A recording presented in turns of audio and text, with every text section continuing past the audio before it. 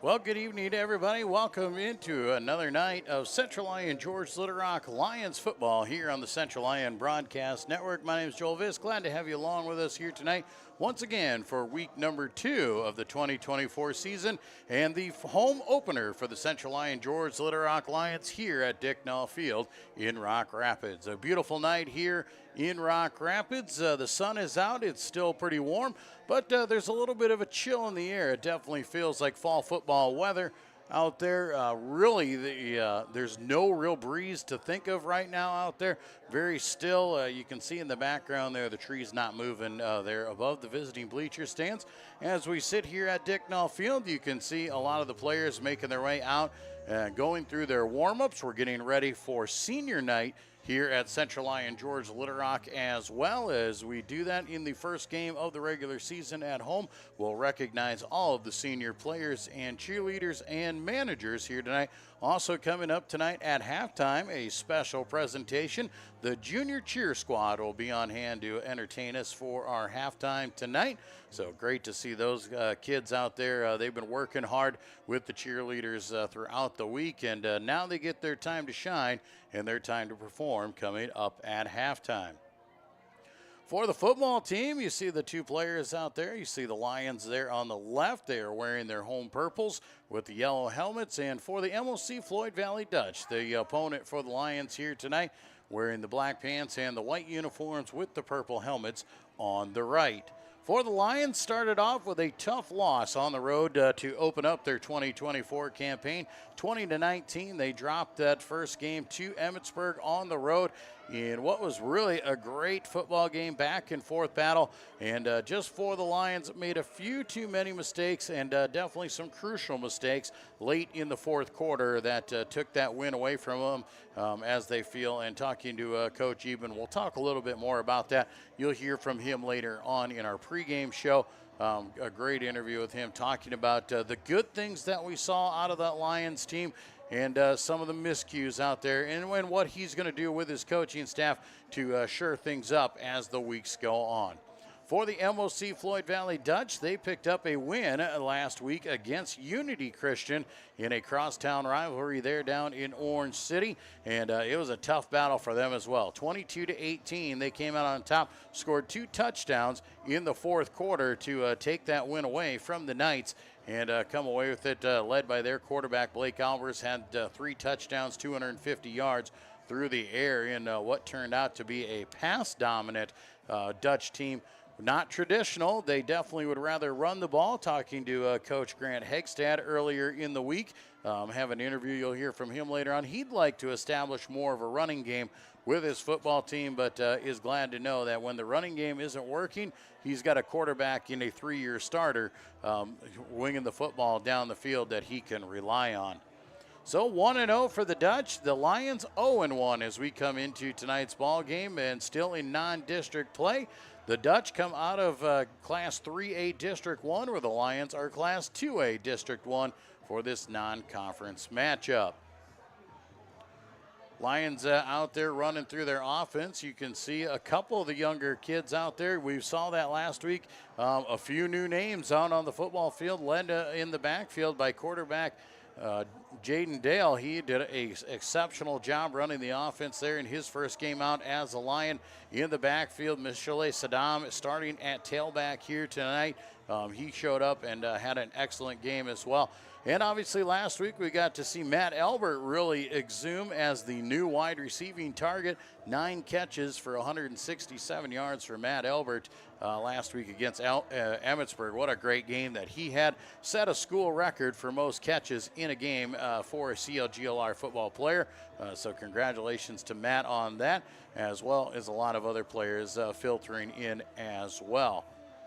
We'll take a break here. When we come back, we're going to talk to Coach Curtis Eben from the Lions. We're going to get his take on what happened last week and what we can look forward to seeing this week here against MOC-Floyd Valley. But before we go to that, we'll come back and we will talk to the head coach of the MOC-Floyd Valley Dutch, Grant Hegstad, when we return to Lion football here on the Central Lyon Broadcast Network. Frontier Bank is my financial teammate when I need them the most. Frontier Bank's mobile app allows me to deposit checks, check my finances, and just really check my account anytime I need to. You know all the people here. You see them around in the community all the time, and it's just nice to have someone that you can call up whenever you need. Frontier Bank. Frontier Bank. Frontier Bank is my financial teammate for the long run.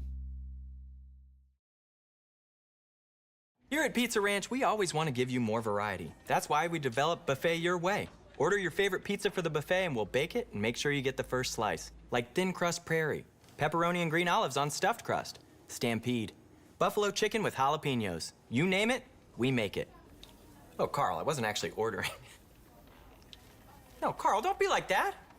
Come back, we'll eat them. Pizza Ranch, everyone's favorite buffet. Keep them coming, Carl. Here's to welcoming moments, big and small. At Avera, our nationally recognized health system will be right here with you, with care and coverage. Partner with Avera for more hellos, more hugs, more memories. We'll move you forward through sickness and health, and every milestone in between. Hello possibility, hello healthy, hello life. Avera, moving health forward. And we'll welcome you back to the pregame show. It's time to talk MOC-Floyd Valley football with the head coach of the Dutchman, and it's Grant Hegstad. Coach, thanks for joining us. Yeah, you bet. Thanks, Joel.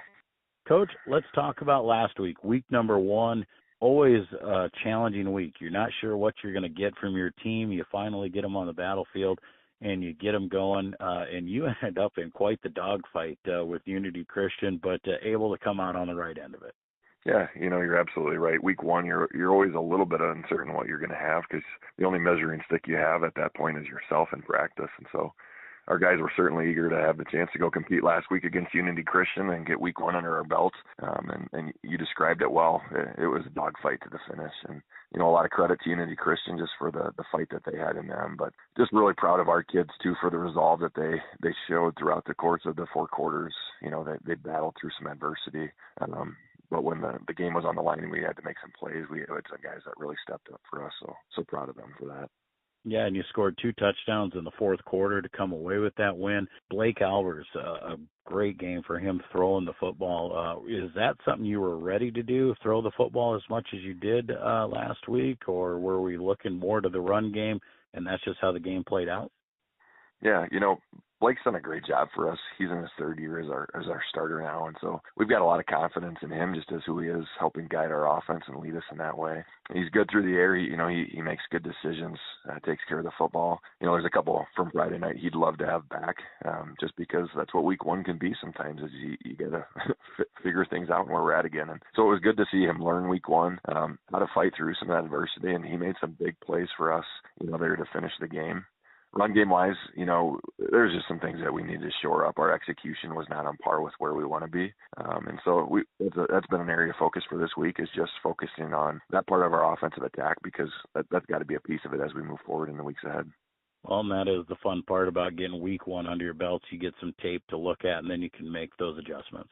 Yeah, most certainly. We tell our kids when things are good, film reveals that we maybe weren't as good as we thought we were, and sometimes when it's not good, or when you're not happy with the results, sometimes it's not as bad. And so the film never lies. It's a great teaching tool for us, and it's given us some good speaking points for this week in practice.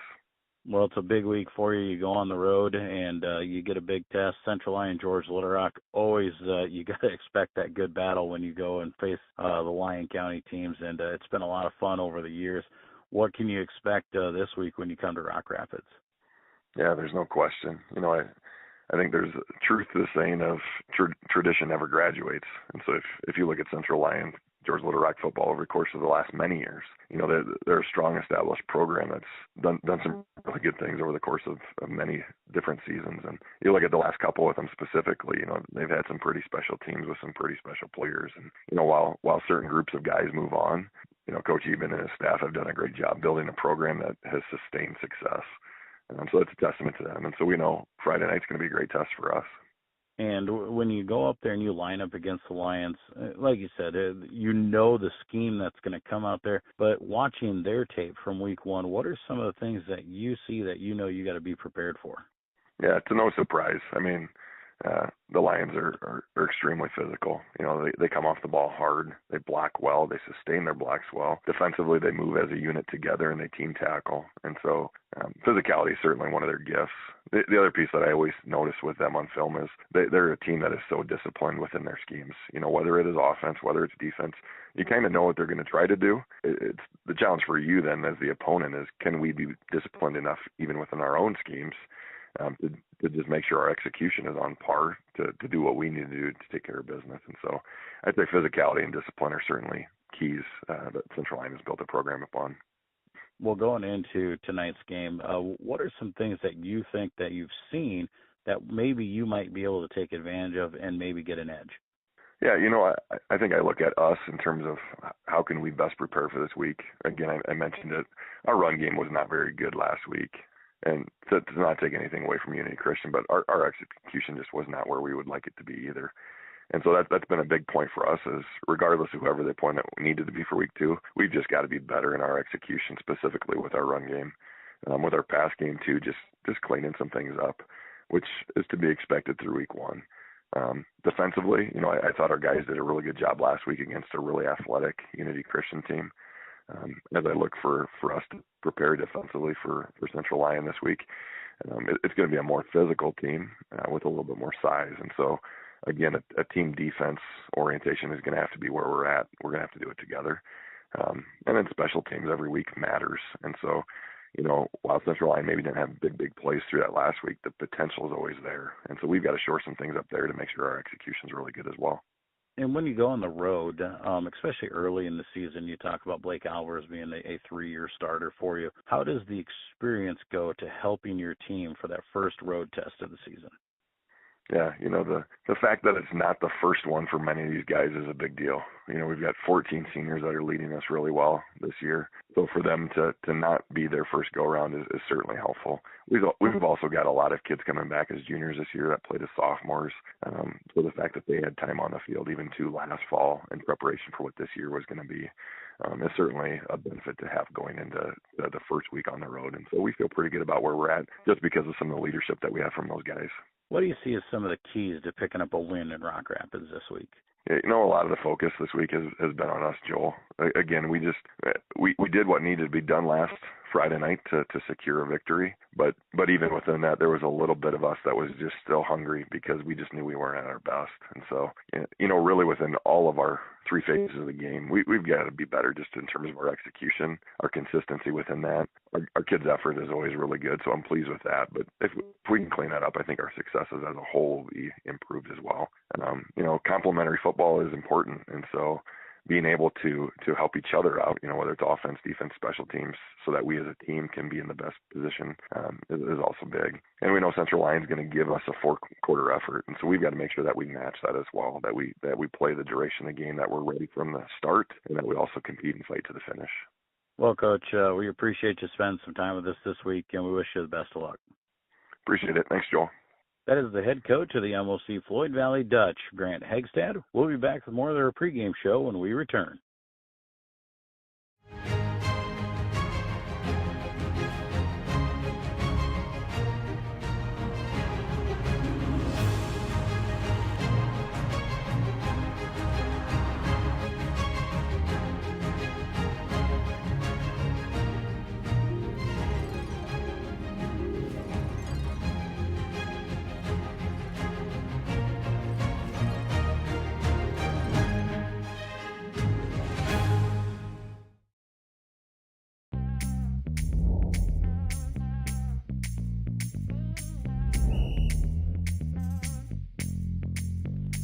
Coach, 62.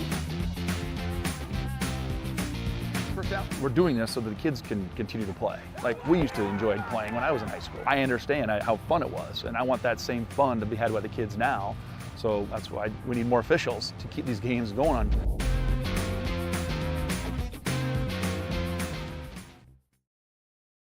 DeNoble Austin & Company PC, certified public accountants, offers a variety of services including payroll, auditing, sales tax, financial statement preparation, and of course, income taxes. Whether you're a farmer, small or large business owner, or just require some assistance with your personal finances, DeNoble Austin & Company PC can save you time and peace of mind with the skills you need and the service you expect. Located in Rock Rapids and Laverne. And we welcome you back to the pregame show. It's time to talk Central Lyon George Little Rock Lions football with the head coach of the Lions, Curtis Eben. Coach, thanks for joining us again. Yeah, thanks for having me, Joel. Coach, let's talk about week number 1, a road trip to Emmitsburg, a team we know was going to come out. They were going to smack us in the mouth. And overall, I thought I saw a lot of good things out there. But then again, a few miscues on our side too as well probably got us in trouble. Yeah, coming out, I thought our guys played physical. We started off the game and we got after them. The biggest thing I think, watching tape and just going through that game is we had 10 of the 11 guys do things really well, and it's just that one guy, and it wasn't the same guy every play, that just wasn't consistent throughout that game.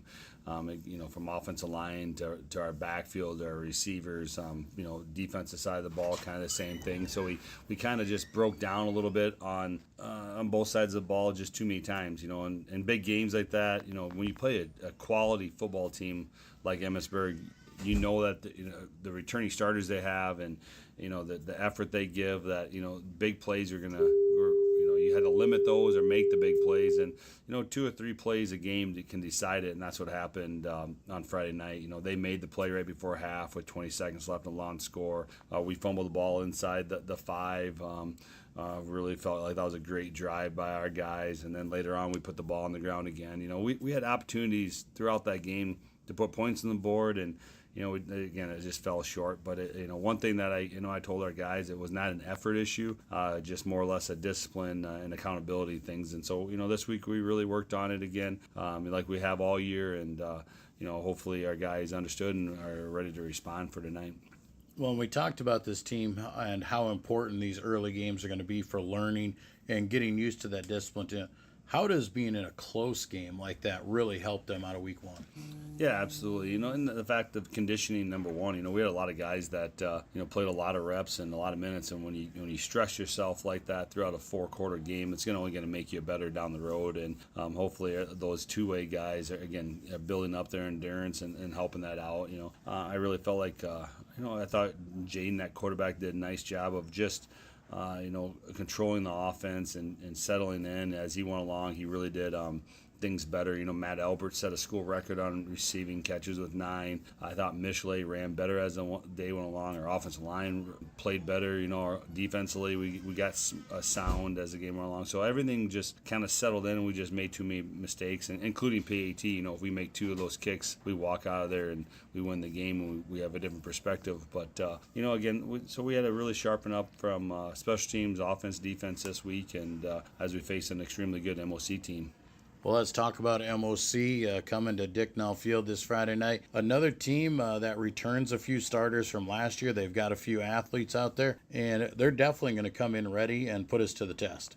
Yeah, absolutely. It starts with their quarterback. The kid is a 3-year starter for him. He had 250 yards, 3 touchdowns last week. He's got some good skill guys on the edge. Up front, they do things pretty well.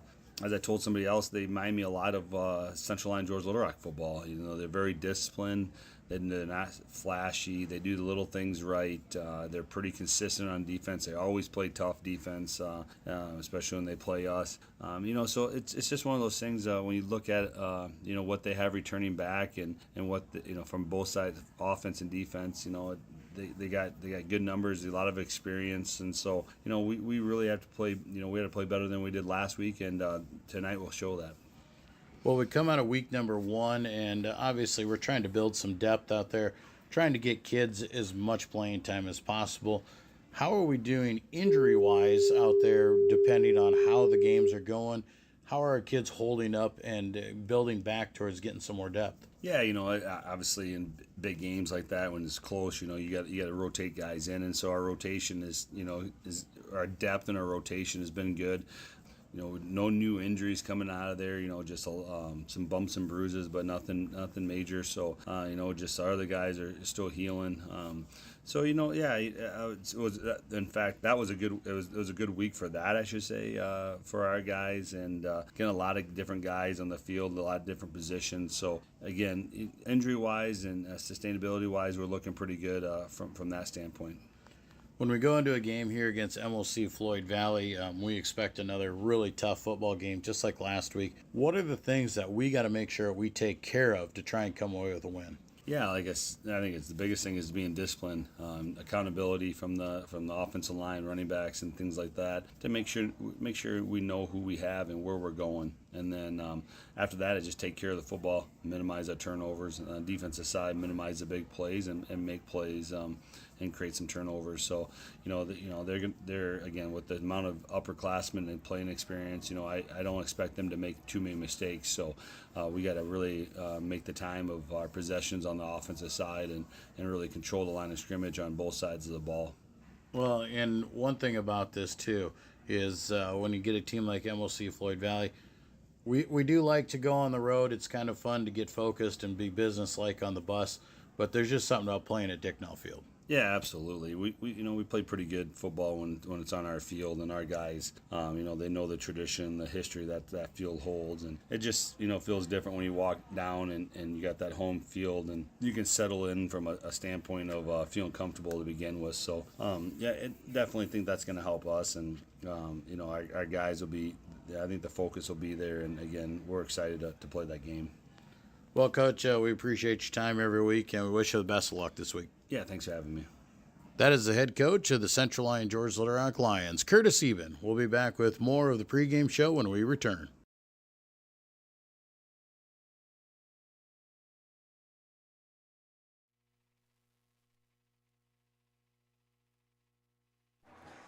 And we're back at Dicknell Field, ready for tonight's ball game between the Central Lyon George Little Rock Lions and the MOC-Floyd Valley Dutch.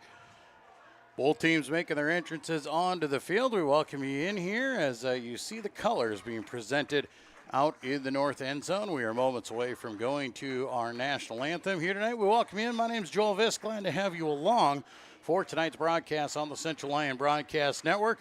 We hope you pay attention to the sponsors you see throughout tonight's broadcast. Without them, our coverage would not be possible. They include Frontier Bank, Pizza Ranch, Avera Medical Group, Premier Bank, DeNoble Austin & Company PC, Murphy Family Dentistry, Papick Motors, Pepsi Cola Bottling, Sanford Health here in Rock Rapids, and Seaport of Foltz Insurance and Real Estate, our fine sponsors. Make sure that you see them throughout tonight's broadcast. Make sure if you see any of those businesses or get a chance to stop in, tell them thank you for their support of Central Lyon George Little Rock football and the coverage here of all the activities on the Lions Broadcast Network. As we said, both teams have made their way onto the field, and you'll see the colors being presented. We'll take a quick break, and when we return, we'll be ready for kickoff here tonight live from Rock Rapids. You're watching Central Lyon George Little Rock Lion football on the Lions Broadcast Network. Hit one out of the park with a new or pre-owned vehicle from Papick Motors. With 3 convenient locations in Laverne, Rock Rapids, and Sibley, our team is ready to help with all of your automotive needs. Swing in today and let the hometown team be your dealer of choice, or visit us online at papick.com. Papick Motors makes it so easy. A community is a place, but it's also a connection. It's where we all plant roots, raise our families, build our lives, and take care of each other. It's something we have in common, and it takes world-class care to keep communities like ours strong. We work together to live, to hope, to heal, because that's what neighbors do. Here for all, here for good. Sanford Health. You finally found the perfect car in racing blue. You even got them to throw in the LED fog lights for free. Auto Owners insures your car because some people never learn to parallel park. That's simple human sense.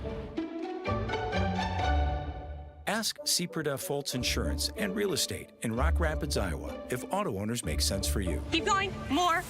No, stop!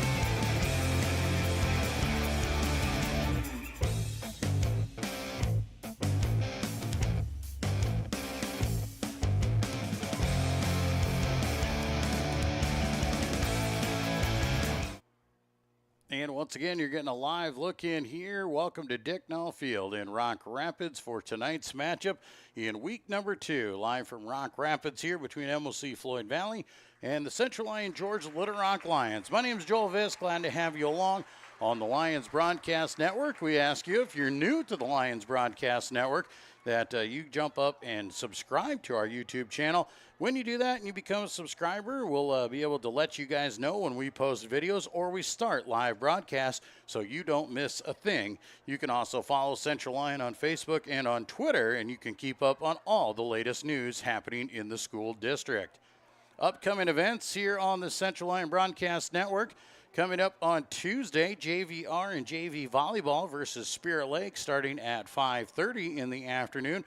And then also on Tuesday night, you'll have varsity volleyball action versus Sibley. That will start, or versus Spirit Lake. That will start at about 6:50. Next week, Friday, we'll be on the road here with the Lions varsity football team. Once again, we will head over to West Sioux down in Hawarden. That game time will start at 7, pregame at 6:30. And coming up on Monday, September the 16th, our 7th grade volleyball will be against Sioux Center starting at 4:15. We'll have coverage of all that right here on that broadcast network. So make sure that you definitely want to jump up and subscribe so we keep you informed and make sure you are in the know. Captains are making their way onto the field. You see the 4 senior captains for the Lions and for the Dutch. The junior captains elected to join the players on the field as well for the ceremony. Always a big honor to, when you're a little guy, to go out there and stand with those football players at midfield ready for the coin toss. A beautiful night here. Looks like the Lions have won the toss, and they have elected to defer. MOC-Floyd Valley will take the football here, and they will be defending the south end zone. So starting on the defensive side of the ball here for the Lions as they get things started. Up front at defensive end, you'll have senior Jack Krall. At the other defensive end, junior Zach Drenth. In the middle, you'll have Sam Christensen and Levi Kramer, a couple seniors. Then when you go to the linebacker spot, led by All-State captain Drew Cooperschmidt, a senior. Zach Drenth in the backfield there with a middle linebacker, and the other outside linebacker, sophomore Jeff Tay Ramon. In the defensive backfield, junior Gavin Bruns at a corner. On the other side, it is senior Weston Frecking. In the back at the safety spot, you have junior Liam Vanderzee and senior Matt Elbert for the defense.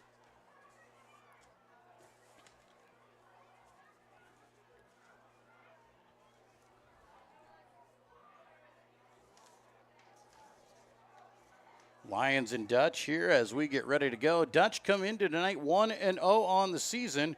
Picked up a big win over Unity just a week ago. 22-18, scoring 2 touchdowns in the fourth quarter.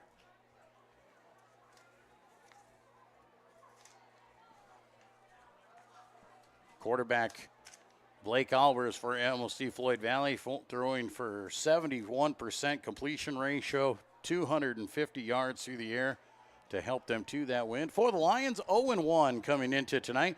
Tough, heartbreaking loss over at Emmetsburg last Friday night. A 20-19 decision there dropped by the Lions, and they've got a lot of retribution here. Feel they could have played a whole lot better. Sophomore kicker Jeff Tay Ramon on to do the boot here for the Lions. Standing back is Dylan Mazdam and Amon Langton for MOC-Floyd Valley. Jeff Tay gives it a ride and sends it through the end zone for a touchback. And the Dutch will come out on offense and start from their own 20-yard line. Starters for the MOC-Floyd Valley Dutch in the backfield there. They started off with their quarterback, Blake Albers, 3-year starter. At his wide receivers, Amon Langton to the one side. There you have Tay and Groendijk as well as Carter Brightwell. In the backfield, Dylan Mazdam and Caleb Korselman. Up front for the Dutch, you've got Punt, Bloomers, Heemstra, Klein, and Vanderpool.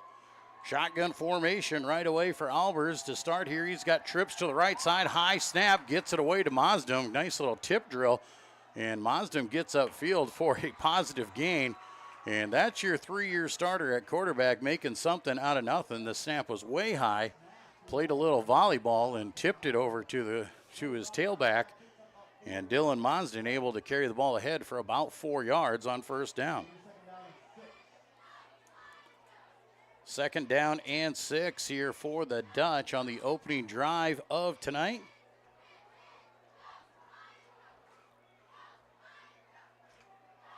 Mosden's going to come up or sit way in the backfield there. You're going to have Albers up under center. Single receivers out to each side. Toss over the left side. Lions have him penned in. He breaks free. Good fancy moving, good fancy running. Now he's wrapped up after he crosses the 30 to the 32. And an 8-yard pickup and a first down for Dylan Mosden. Dylan was pinned in the backfield. Levi Kramer breaking down on him, able to get away and get to the edge and get downfield for first down yardage. So a fresh set of downs here for the Dutch. 1st and 10 now at their own 32-yard line. We heard from Coach Grant Hegstad that he really wanted to get the running game going here for the Dutch tonight. Back to pass, quick swing pass out in the flat. Goes to number 3, Amon Langton. He's his favorite target there, and he shoots upfield on the little bubble screen to the 40. And an 8-yard pickup on first down.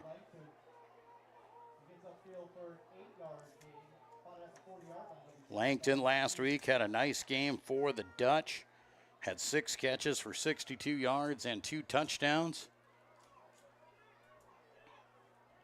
2nd down and short. Ball just shy of the 40-yard line here for MOC-Floyd Valley. Albers in the shotgun. Got his twin running backs to each side. Receiver off to each side. Albers calls it out, hands off right up the middle. It goes to Korselman. He's penned in, fights forward, and going to be a little shy, I do believe, of the first down, but not by much. And it'll be 3rd and extremely short. Wow, they're going to give him the first down, say he reached the 32, so they won't measure. They're going to give it to him. Got the yards needed, and a 2-yard carry for Caleb Korselman has a fresh set of downs for MOC-Floyd Valley. Clock on the move, 9:37 to go here in quarter number 1. Opening drive of the night here, week number 2. Live from Rock Rapids at Dicknall Field. Quarterback under center, I formation set behind him this time. Hands second man through. That's Mosden once again. He's got running room. Gets up the field, crosses the midfield marker down to the 48 and very close to first down yardage again. Right now, MOC-Floyd Valley winning the battle up front and hitting the point of attack. Gonna say just shy of the 48-yard line, so it'll be 2nd down at about half a yard. Now it looks like they are gonna bring in the chains, and they want to get a closer look at this one. They'll bring them across the field. That is a long way to try and eyeball, especially with a crowned football field. It can look a lot different from one side to the other. Right now it is said to be 2nd down and short, but the chains will give us the true tell.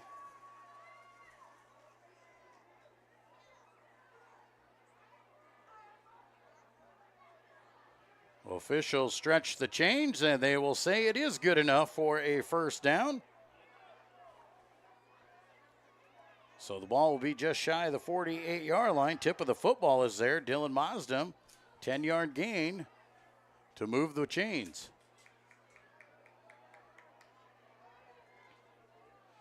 MOC-Floyd Valley moving the ball effectively here on their opening drive.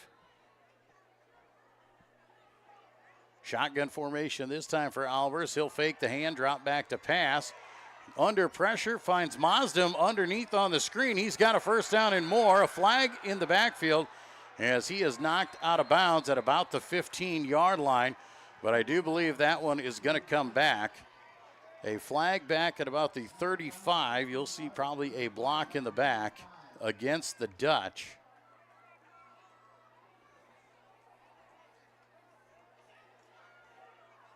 Blake Albers was feeling the pressure, and he sidearmed it to the running back.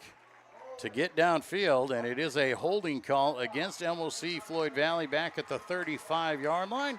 They'll mark it back to the 45, and we'll reset first down, but it will be still a gain of about 2 yards or 3. So it'll be first and about 7.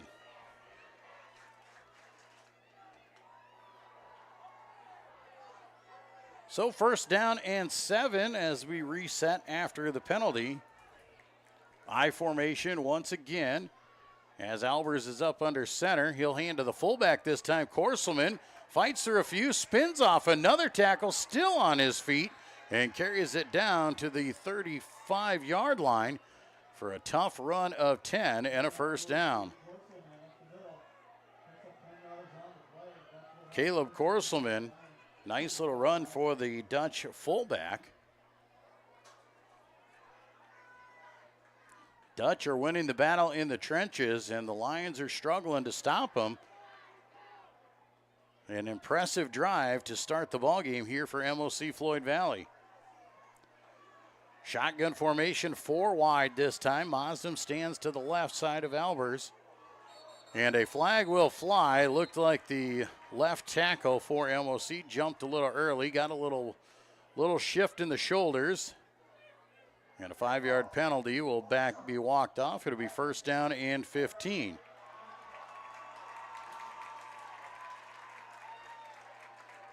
Can see Coach Grant Hegstad from across the way just telling his team to settle down. They're moving the ball nicely, so no need to get into a rush. First down and 15, now ball back across the 40-yard line here on this opening drive. Dutch have taken up over 4 minutes so far. They go into the shotgun, 4 wide. Man in motion here. They will give the little shovel pass off, and slipping and falling and down for a loss of 2 to Amon Langton. That is actually a pass play because it is a forward shuffle. I know it looks like a run, but the quarterback actually shuffles the ball forward, so it goes as a forward pass for -2 yards. So now it is second down and 17. 4 wide once again, shotgun formation. Back to pass is Albers. Looks out in the flat, has his man, brings it back to the original line of scrimmage for a 7-yard gain. That is Carter Brightwell. Brightwell brings it back up. It'll be third down and 10. Most likely, unless it's a negative play, you would expect MOC-Floyd Valley to go for it on 4th down here. So 4-down territory for the Dutch, pending a disastrous play here on 3rd down. Lions would definitely help themselves out if they can get a loss of yards. Empty backfield, 5 wide, 3 left, twins to the top. Shotgun formation for Albers. Back to pass.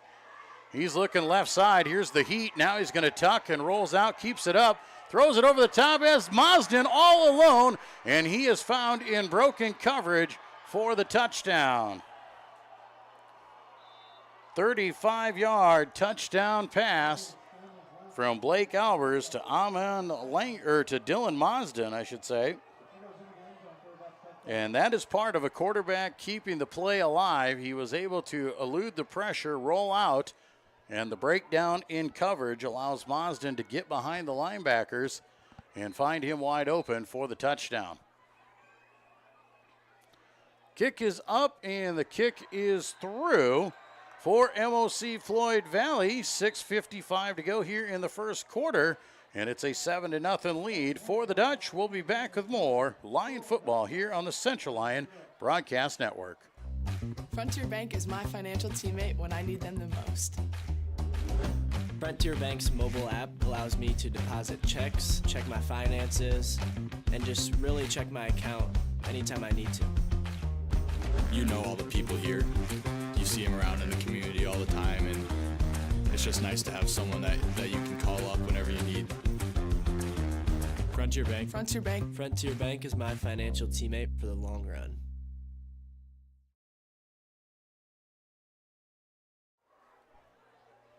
Back at Dicknall Field here at Rock Rapids. Joel Viss with you here tonight. MOC-Floyd Valley, a 7-0 lead on the opening drive of tonight's ball game, and it is completed with a 35-yard touchdown pass from Blake Albers to Dylan Maasdam. Point after was good.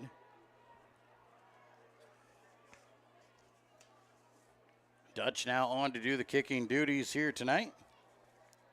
Kicking for the Dutchman is Nathan Anderson, senior kicker. Back deep for the Lions, Michelet Saddam and Matt Elbert.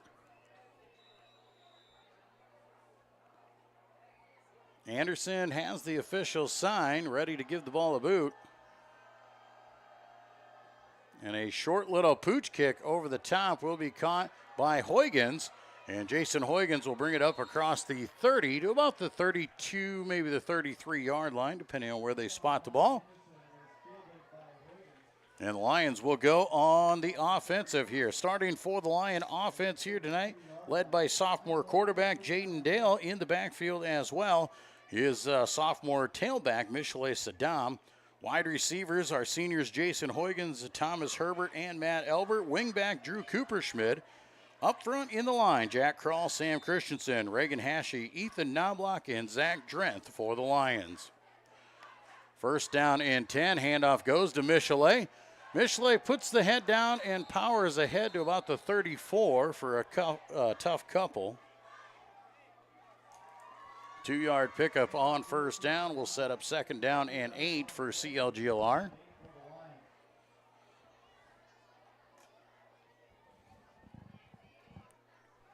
Lions looking to answer the touchdown on the opening drive from the Dutch. Shotgun formation. Twin receivers here to the bottom side of your screen. Single man up. Matt Elbert going in motion. Fake the toss and flags will fly. And do believe that is going to be an illegal procedure against the Lions.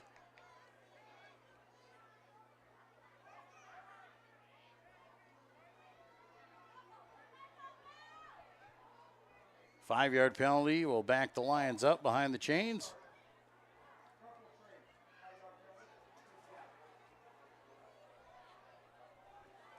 So early movement by the Lions send them back behind the chains. Second down and 13 now. Ball back at the 29-yard line. Those are the little miscues that Coach Eben talked about from week number 1 that the Lions need to correct.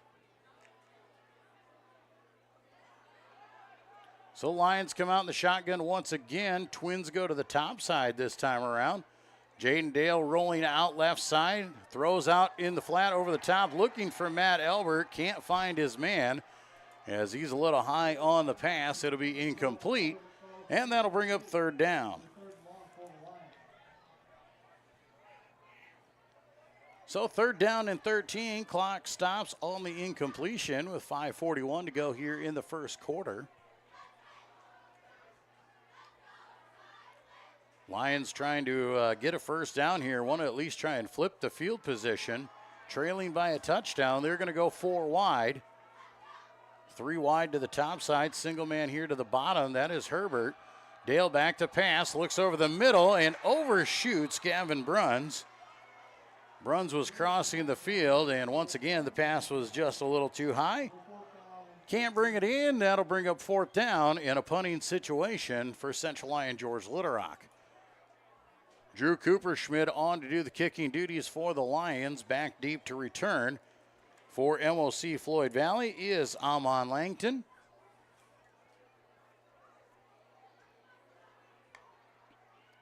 Cooperschmidt stands at his own 17-yard line, fields it cleanly, gets it away. A high spiraling kick. Langston's going to let it take a bounce, and it is grabbed by a Dutchman and brought up to the 43-yard line. Well aware there by the Dutch to jump up there. It was Cole Pottebaum. First down and 10 now for the Dutch, their second possession. See if they can't match it here. Good field position starting after the 3 and out by the Lions. Ball on the 44-yard line, it looks like they will put it. And the Dutch will break the huddle. Pistol formation right here for your quarterback. Has a running back behind him in Mazdem. They're going to run option right side.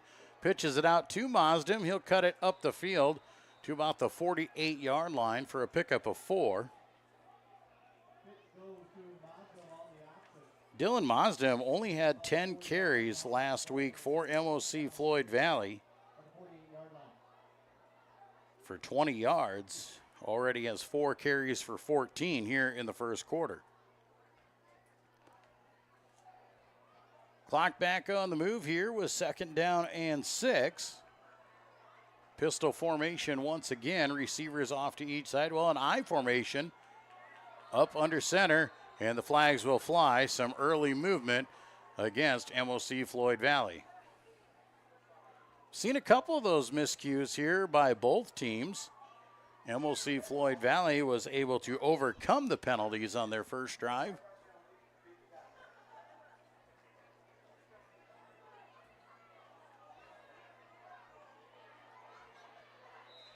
Penalty will back them up behind the chains, back to the 43. It'll set up second down and 11. Carter Brightwell running in the play here for the Dutch. Shotgun formation for Albers. He's got Mazdem. He'll go to his left, 4 wide, twins each way. Back to pass. Throws underneath in the flat, has his man for a gain of 5. That is Caleb Korselman. Korselman still on his feet, and finally the officials blow their whistle. Ball comes out to about the 49, so it looks like a pickup of 6 there for Korselman.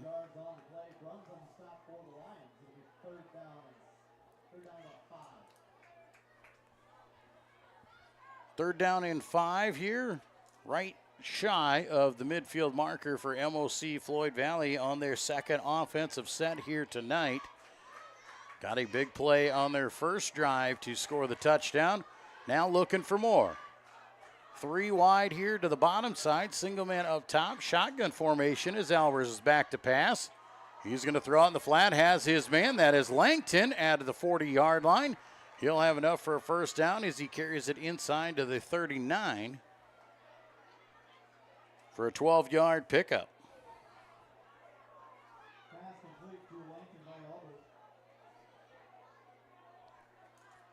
First down and 10 for the Dutch here, picking up the big third down conversion. Clock back on the move here in quarter number 1. Dutch up 7-0 and threatening once again as they move into Lyon territory. Single receivers each way this time. Albers up under center, I formation behind him. Fakes the hand, play action. Now rolls out right side. Here comes the pressure. He's going to let it heave over the middle of the field and just about intercepted. KT had a shot at it, just couldn't jump high enough. Also over there, Weston Frecking for the Lions. And the ball was just overthrown over everybody. Dangerous pass. And I do believe we got some laundry on the field here in the backfield. Might be in the area of a hold. We'll see if the Lions choose the loss of down or if they choose the yardage. You would assume they'll choose the yardage to keep the Dutch out of 4-down territory. Well, we've got personal foul against the Lions in the backfield, though, against number 53, hands to the face by the defensive lineman. So a 15-yard penalty against the Lions will give an automatic first down to MOC-Floyd Valley.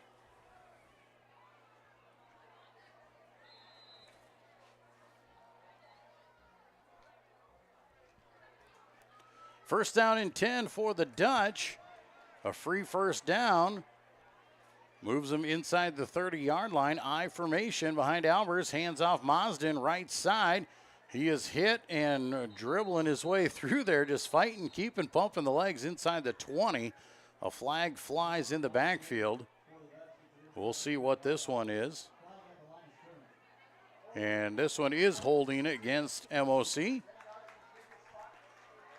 So the Dutch will back it up. It'll be first down and 20, back from the original line of scrimmage.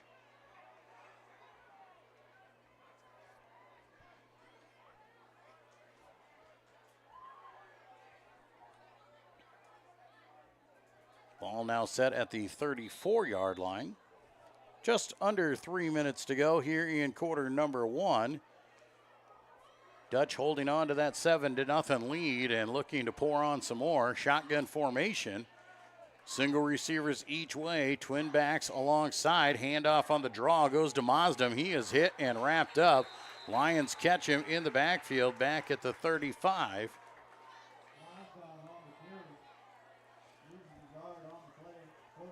So loss of 1 will bring up third down and 21. Still most likely 4-down territory here.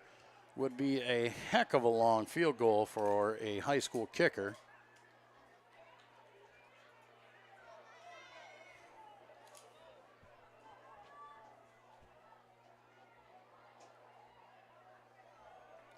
So second down, 21.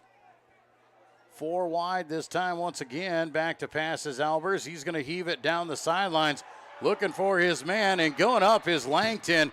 And he just high points the football over Weston Frecking and makes the grab at the 5-yard line. 30-yard completion to Amon Langton, and it's first down and goal for the Dutch.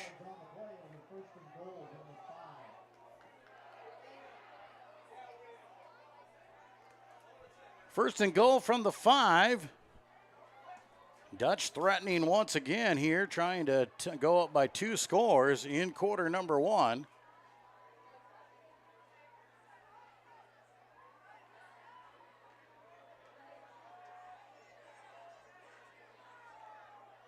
Albers comes under center. Single man is Mazden behind him.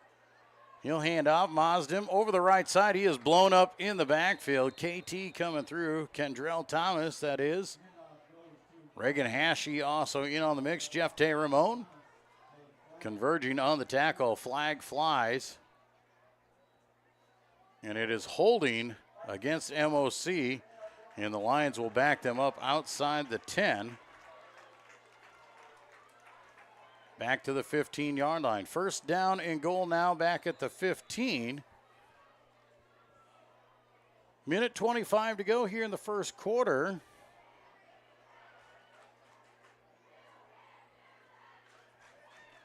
Dutch will break the huddle here. I formation as Albers comes under center. Handoff goes up the middle to Corselman. He has just exploded on in the backfield. Reagan Hashi got through there and hit him and took him down.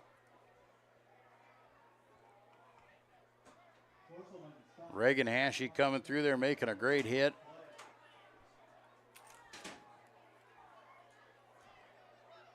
.45 seconds to go here. It's second down. And basically 15. They basically moved the ball from one side of the 15 to the other. Shotgun formation. Albers and Mazden back to pass. Quick pass underneath goes to Langton on the bubble screen. He breaks a tackle, and Amon Langton is in for the touchdown.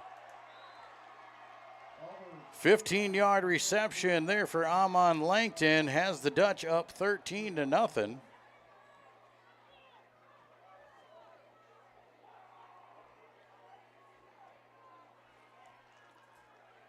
On to do the kicking duties once again is Anderson, looking to put the PAT through.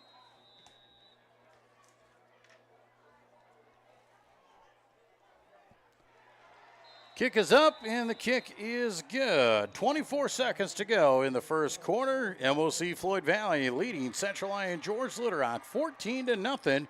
We'll be back with more Lion football here on the Central Lyon Broadcast Network. Here at Pizza Ranch, we always want to give you more variety. That's why we developed Buffet Your Way. Order your favorite pizza for the buffet and we'll bake it and make sure you get the first slice. Like thin crust prairie, pepperoni and green olives on stuffed crust, stampede, buffalo chicken with jalapenos. You name it, we make it. Oh, Carl, I wasn't actually ordering. No, Carl, don't be like that. Come back, we'll eat them. Pizza Ranch, everyone's favorite buffet. Keep them coming, Carl.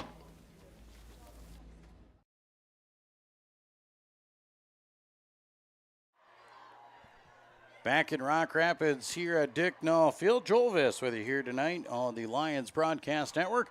MOC-Floyd Valley taking a 14-0 lead here in the first quarter. This time, a 15-yard touchdown catch from Amon Langton.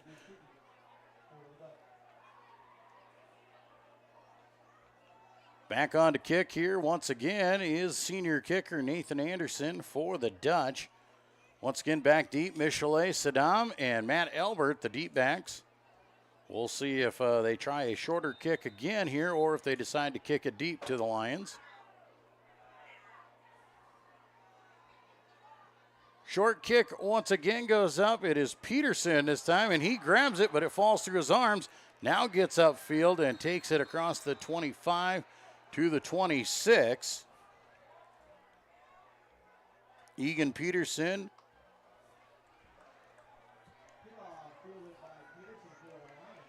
So first down and 10 for Central Lyon George Little Rock. Just 19 seconds to go here in the first quarter.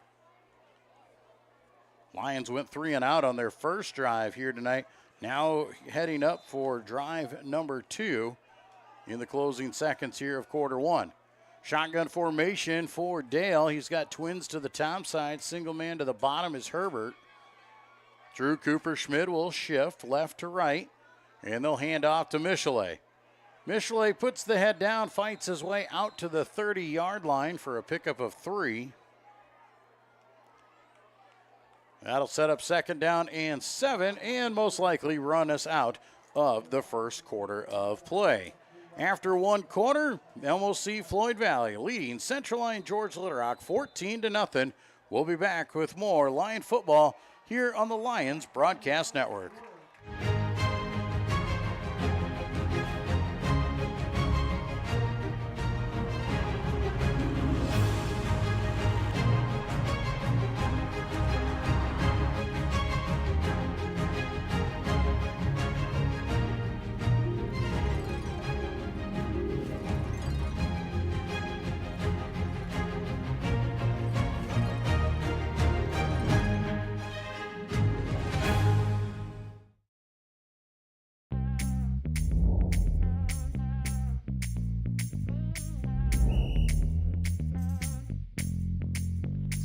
Coach, 62.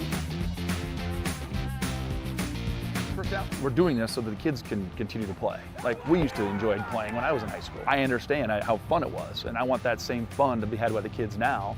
So that's why we need more officials to keep these games going on.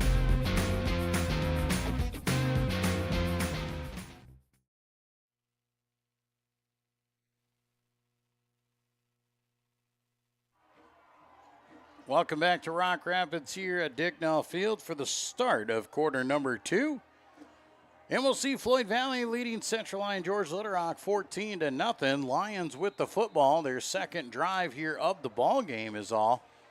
They'll start quarter 2 at second down and 7 from their own 30.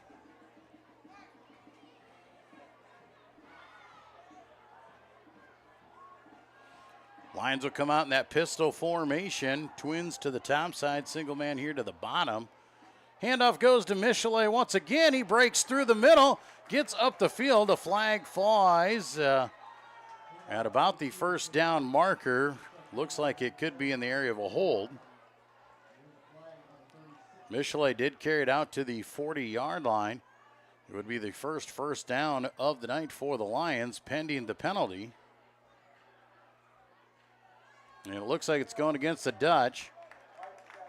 A 5-yard unintentional face mask against MOC-Floyd Valley. So it'll be a 10-yard run for Michelet Saddam.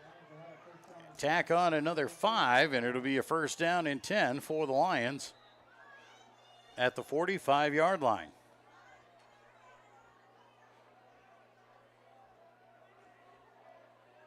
Shotgun formation again, 3 wide.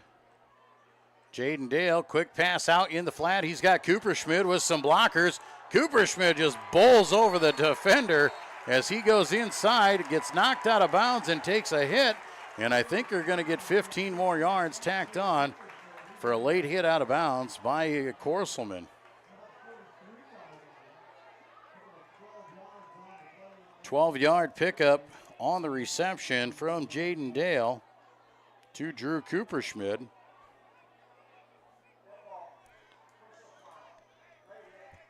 And that it is. Personal foul, late hit out of bounds.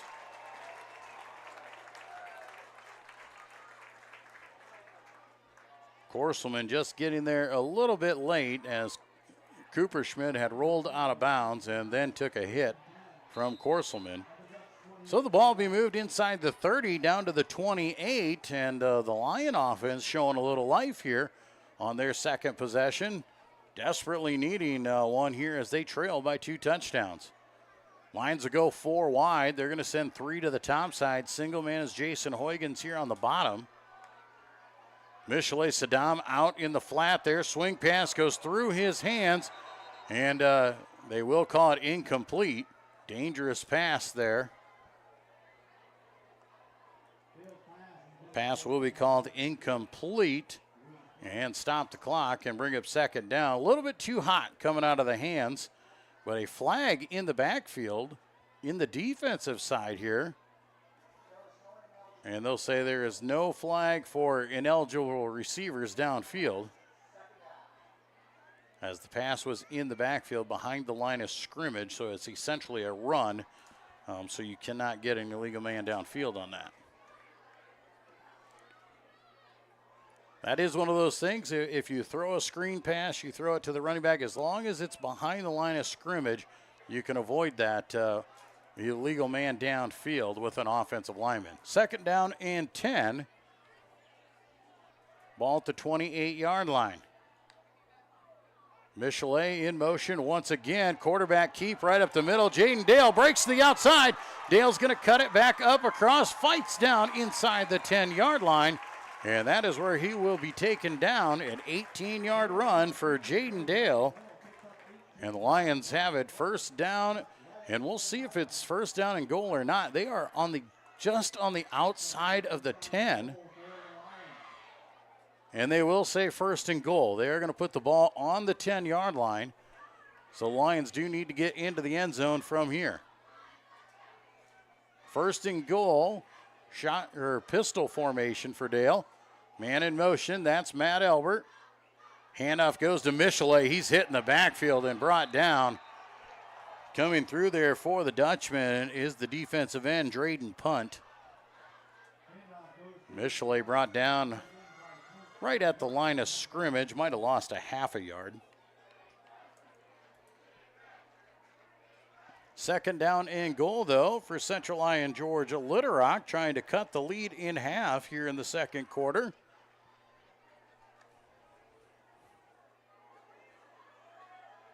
Three wide once again. Twins break out here to the left side. Single man to the right. Dale going to come back. Counter play across. Michelet blown up in the backfield again. He fights his way forward to the 11, but still a loss. And nothing doing there. Lion offensive line not getting it done.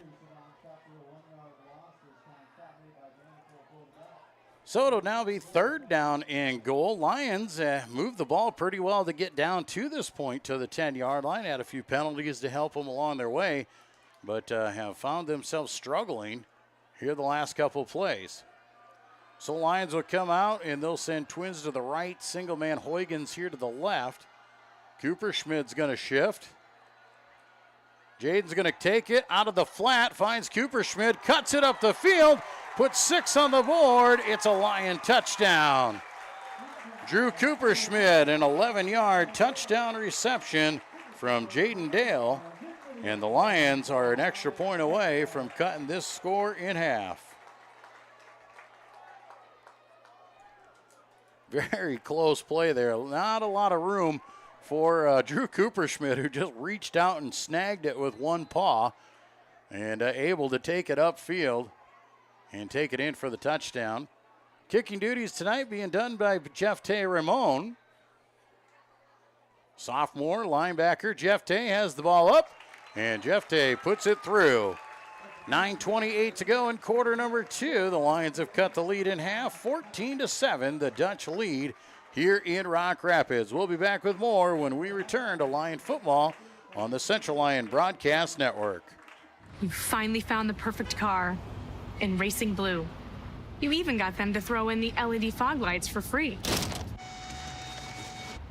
Auto Owners insures your car because some people never learn to parallel park. That's simple human sense. Ask Seaperda Foltz Insurance and Real Estate in Rock Rapids, Iowa, if auto owners make sense for you. Keep going. More. Back in Rock Rapids here, 9:28 to go in the first half. Lions putting a drive together here on their second offensive set and cutting into the MOC-Floyd Valley Dutch lead. So the offense got the job done. Can the defense come up and get a stop for the Lions? So far, MOC-Floyd Valley has looked extremely well on the offensive side of the ball. Very efficient. They've had a few penalties, but those penalties have not hurt them as they've been able to dig their way out. Blake Albers so far, he is a perfect 8 of 8 passing for 111 yards and 2 touchdowns here in the first half. Jeff Tay Ramon once again on to do the kicking, and he'll give the ball a boot, a high end over and kick. Caught right at the 1-yard line there by Langton. Langton is tripped up, and Hashi gets a toe, and a flag will come in. Hashi, the gunner, gets him before he gets to the 20 at the 18, but a flag coming from the backside, and we'll see what this one is. Seen a lot of laundry so far here in the first half. And it looks like an illegal block in the back against MOC-Floyd Valley. So they'll back it up from the spot there, back inside the 10. The tip of the football's touching the 10.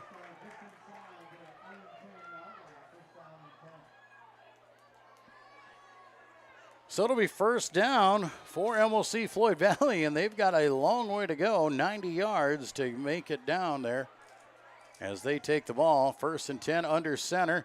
Handoff left side goes to Mazden. He steps through the line of scrimmage, gets a tough couple yards. Carries it out to about the 13 for 3 or 4. Put it right between the 13 and the 4. Well, now they're going to move it back to the 13 and say a 3-yard gain. So it'll be 2nd down and 7.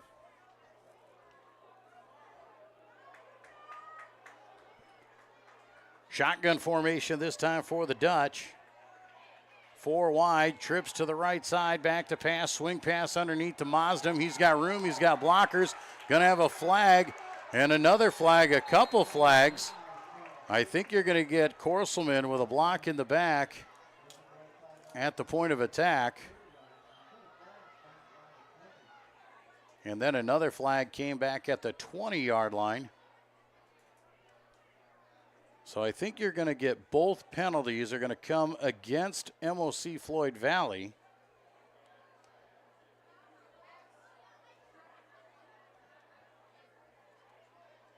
One back at the 16-yard line and one at the 20-yard line.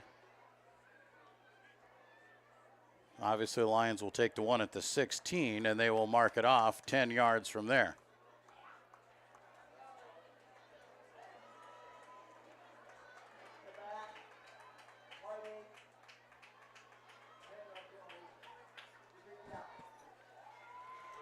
Ball goes back inside the 9.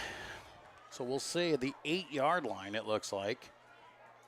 And it'll be 2nd down and 11. As they call it half the distance to the goal, not a 10-yard penalty. So 2nd down and 11 is the official call here.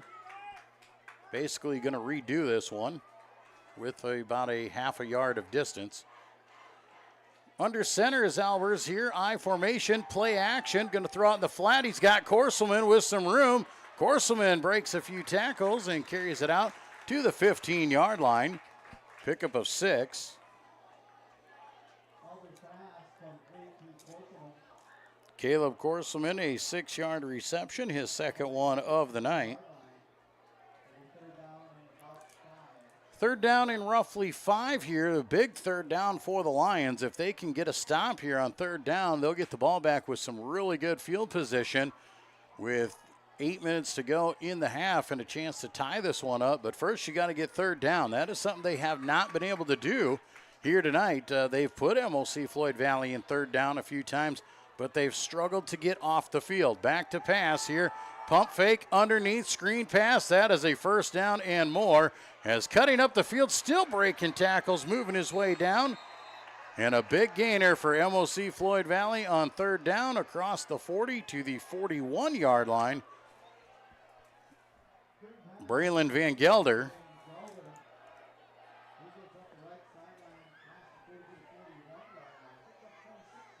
"26-yard reception for Van Gelder.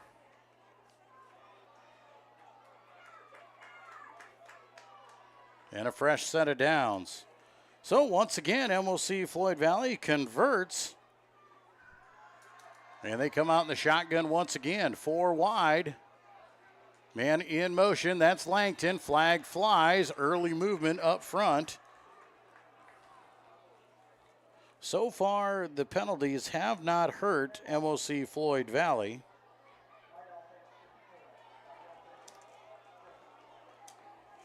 And they'll say the offensive lineman lined up in the neutral zone. So back him up, first down and 15. So far it looks like MOC-Floyd Valley just wants to make it harder on themselves.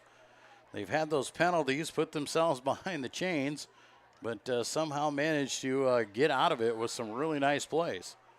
4 wide again for the Dutch, pistol formation. Rolling out here on the option play, gives it out to Mazden. He breaks through the first tackle and carries it across the 40 to the 41.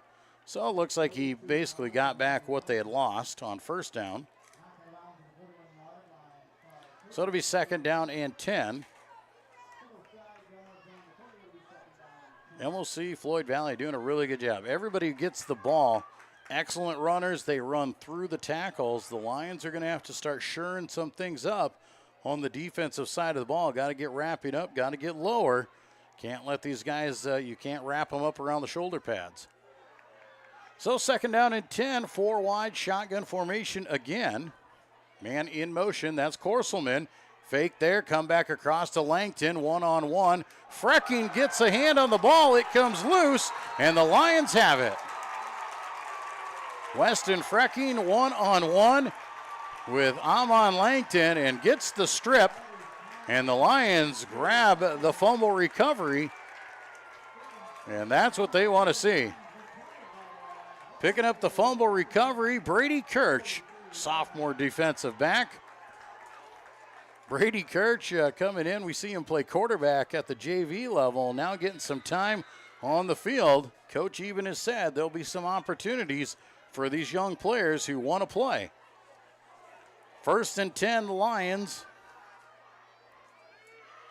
Ball at the 43-yard line. Cooper Schmidt, he'll shift, and the Lions jump early. Ethan Knobloch on the left side of the line jumping early, and that'll be a 5-yard penalty against the Lions.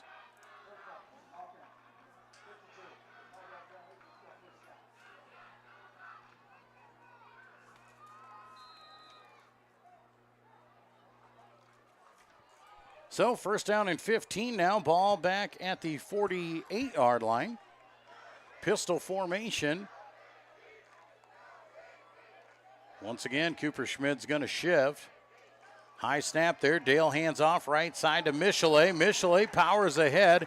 Gets back the yardage they lost on the penalty, plus 1 or 2.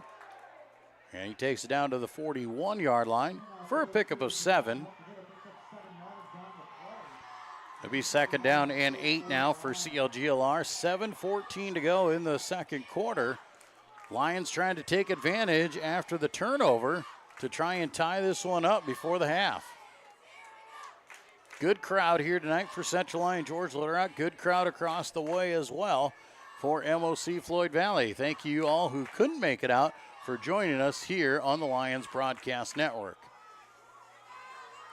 3 wide here for the Lions once again. They'll hand off. Michelet just puts the head down. He powers ahead for another tough couple yards.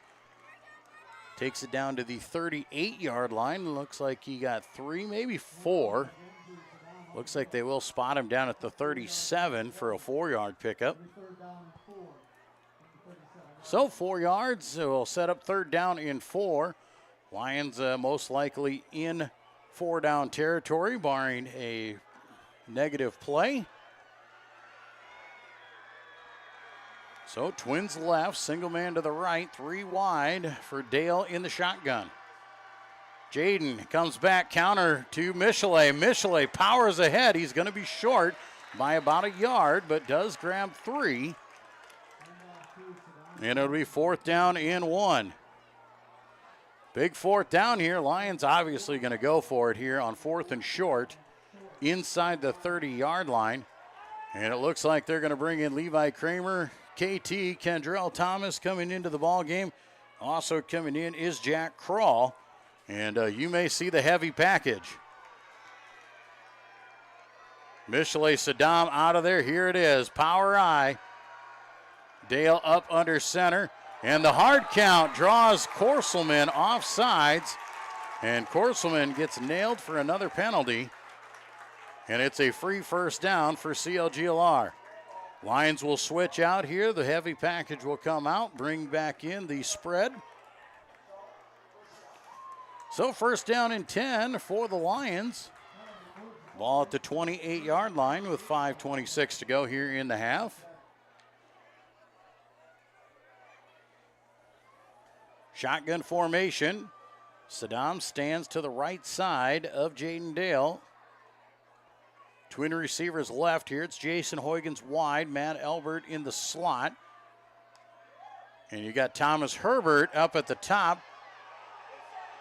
2 men in motion, but they do come set, so it acts almost as a shift. Jaden Dale on the run and carries it out to the 20. Then a flag comes in from the backside, and we might get a hold against the Lions. They're deep, and a MOC-Floyd Valley player was down. He comes up. It's Korselman, and he's going to gimp his way back across the field.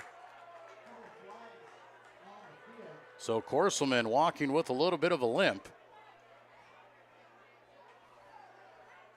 We'll see what the penalty is for. Jaden Dale is clapping, so it sounds like it looks like it might go against MOC-Floyd Valley. And there's another flag on the other side of the field, well away from the ball. And this is going to act as a water timeout as we defer what's going to happen.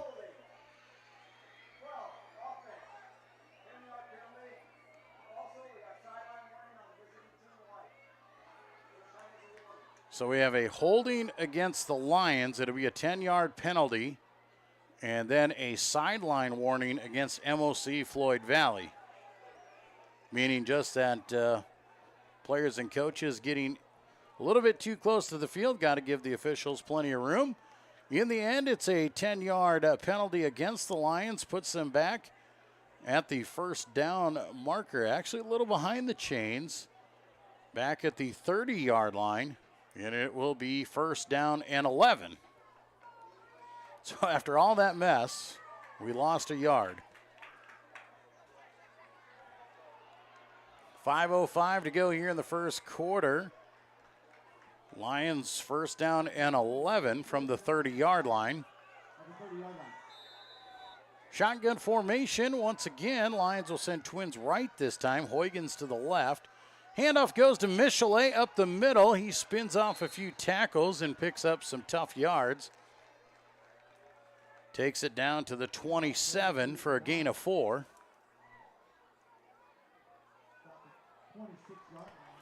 Second down and 7. Now for the Lions. Clock back on the move after the run from Michelet Saddam. Lions knew we'd have some growing pains with the younger players on the field. Lions just got to hopefully they can limit mistakes to keep themselves in the game. Shotgun formation here again on second down. Back to pass is Dale out in the flat. He's got Cooperschmidt. Cooperschmidt up the field. First down and more. And a flag comes in late once again, and we'll see what that comes on. The officials are very flag happy tonight. So as we stand right now, Cooperschmidt has a first down to the 17-yard line. So it'll be a pickup of 9 initially. And we'll see what the penalty is for. A 5-yard face mask against MOC-Floyd Valley. So it will be a 9-yard pass completion to Drew Cooperschmidt. And then a 5-yard penalty will set up first down once again. Ball is just outside the 10-yard line at the 12. So it is first down and 10. Lions can get to the 2 and pick up a first down. With under 4 minutes to go here in the half, Lions threatening to tie the game after falling behind 14-0. Cooperschmidt, he'll shift. Handoff goes to Michelet again. Michelet puts the head down, carries to about the 10 for a couple yards. Be second down and 8 now for the Lions. Lions in no hurry here with 3.5 to go. Dutch came out and scored on their first 2 possessions of the ball game, went up 14-0. Lions finally got on the board here in quarter 2, forced a turnover, and now trying to punch it in and tie it up. Jaden Dale hands off Michelet once again. He's hitting the backfield and wrapped up. No gain there. Coming up making the tackle that time for the Dutch. Bo Weber, senior linebacker. And it'll be third down and 8.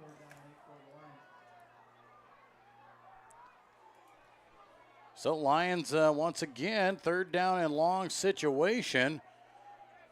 Might think about a field goal here at this point in time, depending on how this next play turns out. 3 wide, Twins left, single right. Jaden Dale directing traffic as he drops back to pass, looks out in the flat. He's got Cooperschmidt. Cooperschmidt breaks the tackles, and Drew Cooperschmidt is in for his second touchdown, and it's a 10-yard pass. Drew Cooperschmidt, his second catch into the end zone, his 4th of the night. Lions are an extra point away from tying this one up with 2:18 to go.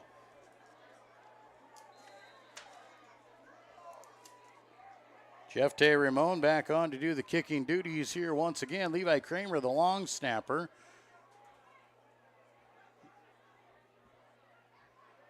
Snap is out, it is down, and the kick is up. It is good. 2:18 to go. We are tied here in Rock Rapids, 14 apiece for the Dutch and the Lions. We'll be back with more Central Lyon George Little Rock Lion football on the Lions Broadcast Network.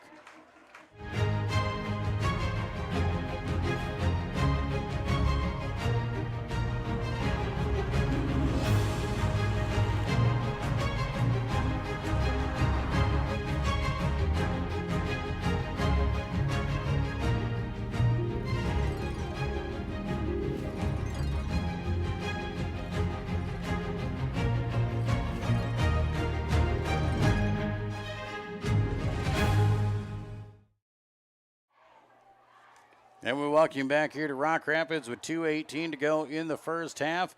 Central Lyon George Little Rock has roared back to tie this game at 14. The Dutch were in command in quarter 1, taking a 2-touchdown lead. And in quarter 2, the Lions have shown the fight and have tied it up. 2:18 to play here in the half. Do remember, coming up here at the half, we will have a junior cheer presentation. We'll show that to you here on our broadcast network.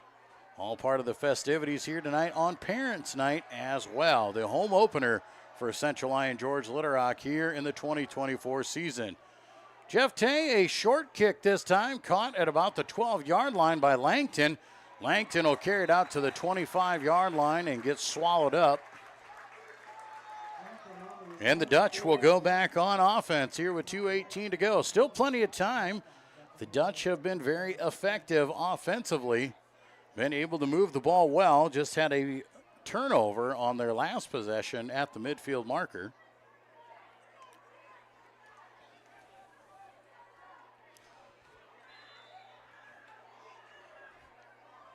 Dutch will break the huddle here, and they will send 3 wide here. Twins to the right side, single man left. Quarterback all alone. Late man coming on here for the Dutch. That is Dominic Schmitz. Quick pass in the flat, no good. Flag will fly. Matt Elbert got there a little bit early, and you'll see a pass interference penalty, probably a 15-yarder. Pass was going to go to Schmitz in the flat, and Elbert just got there a little too quick.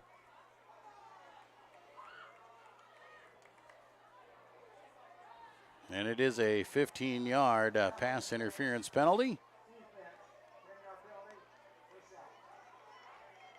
So first down for MOC-Floyd Valley. That's a quick 15 yards for them with 2:08 to play. Ball now at the 40-yard line. Lions had this last week against Emmetsburg, gave up a late touchdown before the half to give up the lead against the E-Hawks. Don't want to do it here. 1st and 10 for the Dutch. Pistol formation, 4 wide. Blake Albers going in the option over the right side. He's going to keep it this time, runs upfield and just slides after a gain of about 6. Well, they'll bring it back and say a gain of 5 at the 45-yard line is where the officials will place the ball. So it'll be 2nd down and 5 on the option play. Clock on the move. And 1:40 to play here in the half. Plenty of time for the Dutch. No need to rush. 4 wide here. Twins each way. Shotgun formation. Back to pass.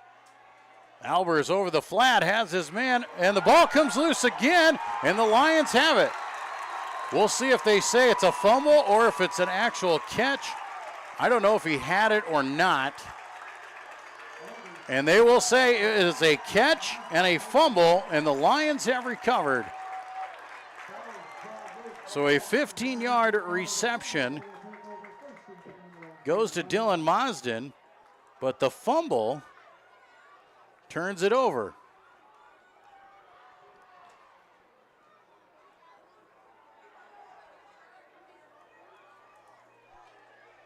So a catch by Dylan Mosden, and the ball slipped out. Lions jump on it. Jeff De Ramon with the recovery. And the Lions have it 1st down with 1:23 to go. We'll see how many shots they take. 5 wide here for the Lions. Empty backfield. Back to pass. Dale now tucks. He's going to take off. He's going to run. Tries to duke, tries to dive. He's wrestled down for a pickup of about 9.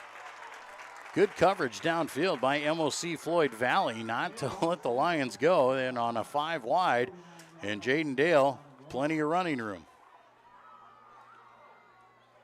So it'll be 2nd down and 1 for the Lions. Clock under a minute to play. Still have all 3 timeouts in their pocket. Handoff goes to Michelet right up the middle of the field. He's got a 1st down and more. Inside the 45 down to the 44-yard line for a 7-yard gain. Lions will hustle up on the ball. Going to play with a little bit of tempo here in the final 47 seconds. Going to try and move with this one. Clock moves. Now as the chains are set. 4 wide for Dale. And Coach Eben comes up and needs a timeout. He is frustrated. Wanted to play with tempo, but some confusion on what play to run. So a timeout for the Lions here with 39 seconds to go. All tied at 14, and we're looking to see what they can do. Quarter number 1 belonged to MOC-Floyd Valley. They looked sharp, they looked crisp on offense, marching the ball down the field on their first 2 possessions and punching it in for a couple touchdowns.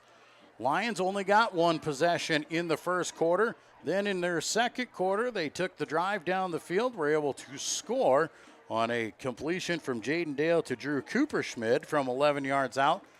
MOC-Floyd Valley moved the ball out towards midfield. A fumble gave the Lions the ball back at midfield, able to score and tie it. Now coming back at it, MOC-Floyd Valley was moving the ball once again, had a 15-yard catch into Lion territory, but another fumble giving the ball back to the Lions, and now they've got a shot before the half.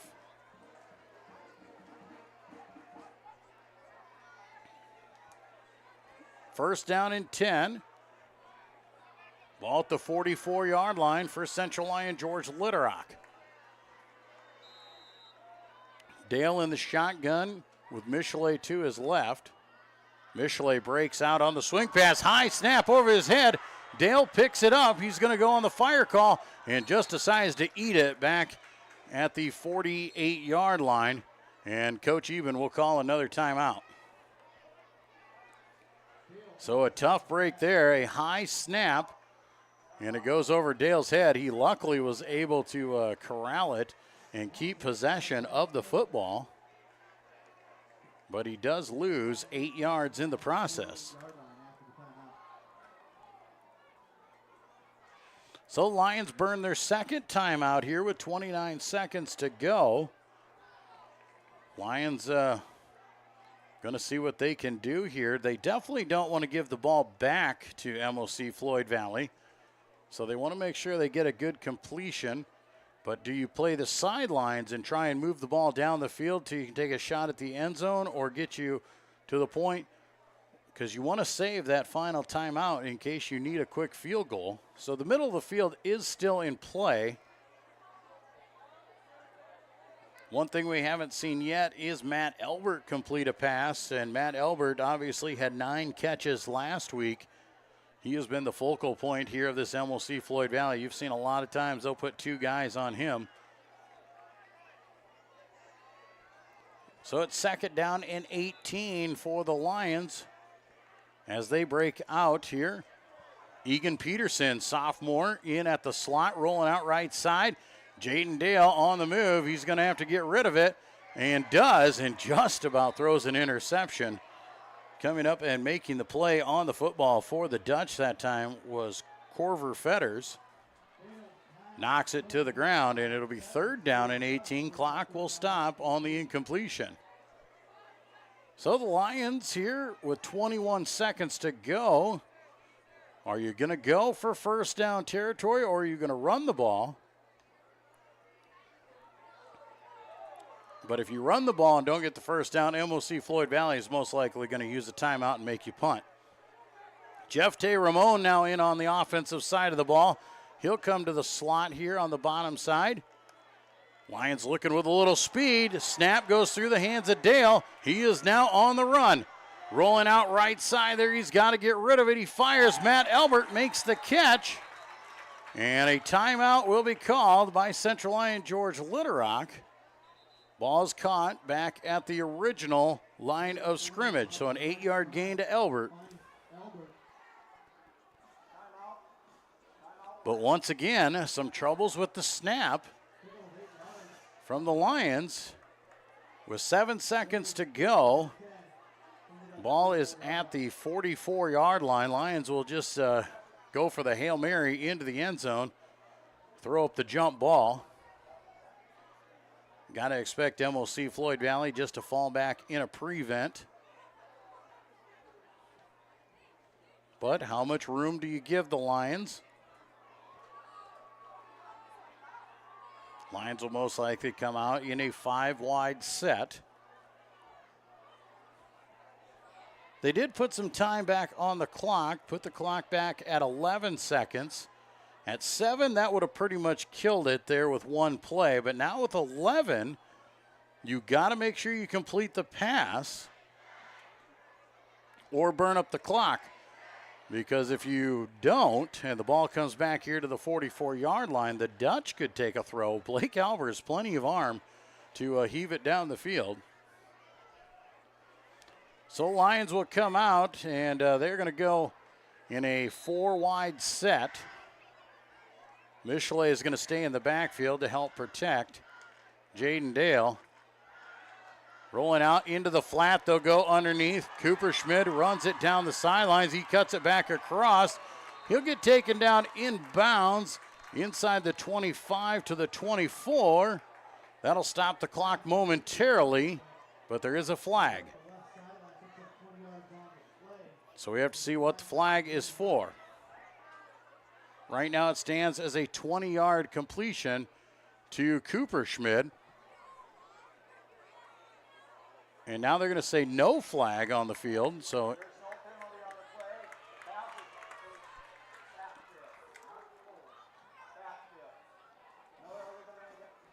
a 20-yard reception to Drew Cooperschmidt. And the clock stops with 3 seconds to go. Lions catch a break there. It almost acts like a free timeout for them.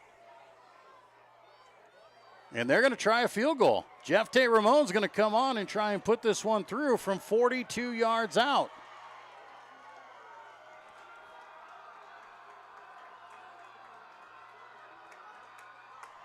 Jeff Tay Ramon, sophomore kicker, and a timeout going to be called here. It's an official's timeout, but that is allowing the Lions to set up here. So Jeff Tay Ramon on to do the kicking. Jaden stands as the holder. Levi Kramer on as the long snapper. Now some confusion there on MOC-Floyd Valley side, and they will call a timeout. And this has been interesting. So Jeff Tay Ramon on to do the kicking here. Lions have themselves in field goal territory. Jeff Tay, normally the kickoff guy for this team. Logan Koob, normally the kicker, on the sidelines in street clothes. So not in the ball game. So they're going to trust Jeff Tay to give it a boot. We've seen him last year as a freshman as our kickoff guy. We know he's got a leg. We've seen him tonight kick a few extra points. And we're going to get a shot here to see if Jeff Tay can put through a 42-yard field goal to close out the half. What a turnaround that would be for the Lions. Tied at 14 here in Rock Rapids. It's been a good one. Coming up at the half, junior cheer presentation out on the field. Just a few seconds away.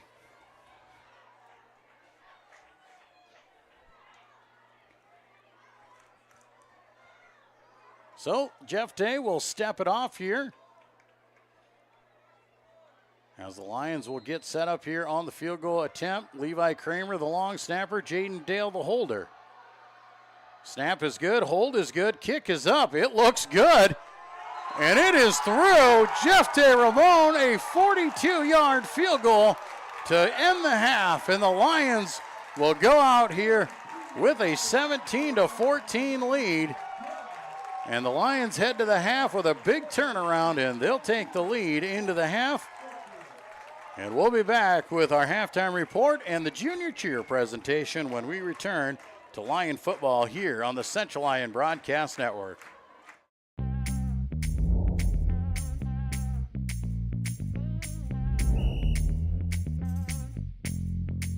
.62, Coach, 62. First down. We're doing this so that the kids can continue to play. Like we used to enjoy playing when I was in high school. I understand how fun it was, and I want that same fun to be had by the kids now. So that's why we need more officials to keep these games going on.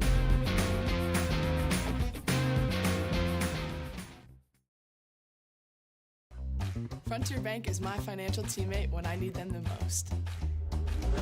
Frontier Bank's mobile app allows me to deposit checks, check my finances, and just really check my account anytime I need to. You know all the people here. You see them around in the community all the time, and it's just nice to have someone that you can call up whenever you need. Frontier Bank. Frontier Bank. Frontier Bank is my financial teammate for the long run.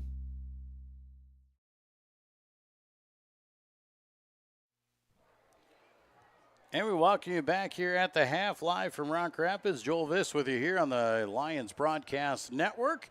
Our junior cheerleaders make their way out onto the field. These young ladies have been working with our varsity cheerleaders this week after school, putting in some time. Been learning a few cheers. They'll also get a little dance routine for you here tonight. And we're proud to be able to show that to you here. We do remind you, we'll record this. This is all recorded. We'll make sure that this junior dance performance gets updated. But let's go live to the field, and let's hear these young Lady Lion cheerleaders do their damage.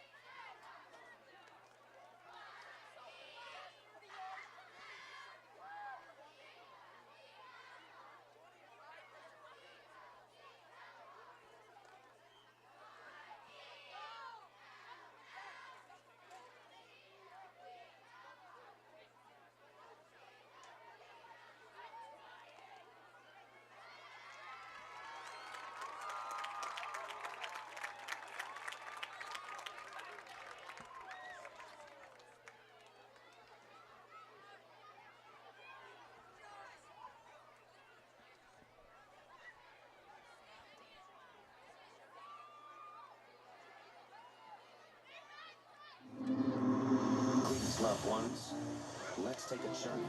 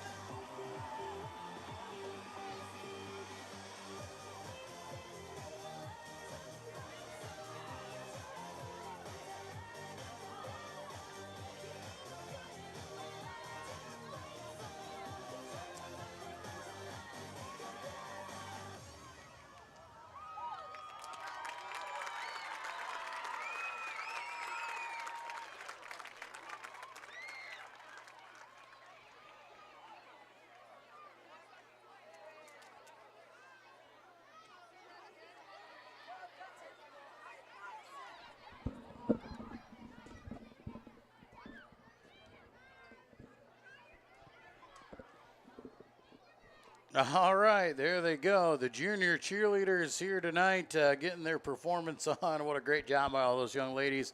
And a big thank you to our Central Lyon George Little Rock cheerleaders for working with the girls all week long and getting them ready for their performance. Now we've got our second set of junior cheerleaders come out. That was the older group. Now we've got the younger group coming out. There are a lot of little girls here tonight. So this will be a little bit more exciting. Those look like to be a little bit more the elementary school girls. This looks like we've got some preschool and kindergartners and first graders here. So this one should be just as fun as they make their way on the field. Like I said, just a ton of girls going out and trying out junior cheer here tonight. So kudos to those cheerleaders, man. Look, that is a number of girls that you got to corral and keep in charge of throughout the week. Not my job, thank goodness. So we've got our younger junior cheerleaders out here now. We'll get them ready for their performance here tonight.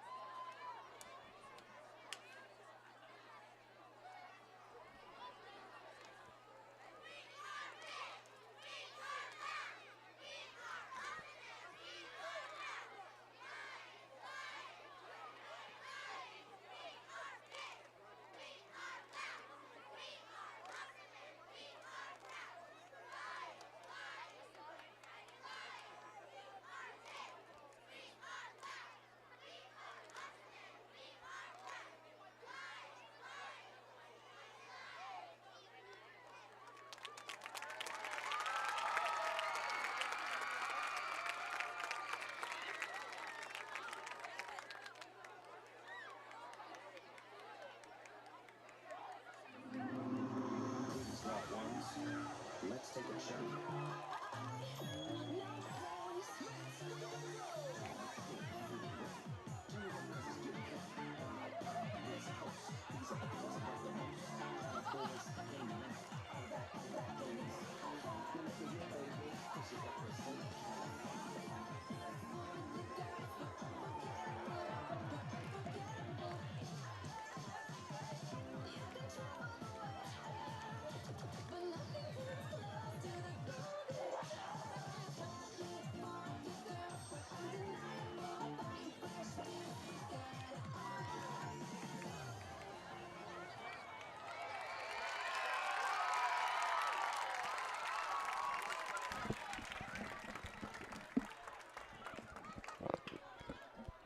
All right, well, there they are, the junior cheerleaders and the younger gals.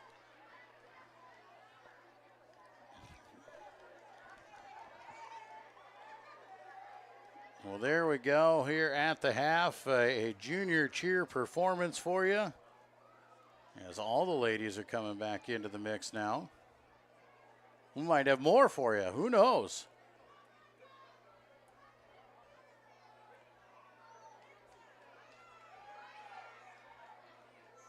And I think we do. We've got bonus material for you. We're going to do combined efforts here. All of our junior cheerleaders.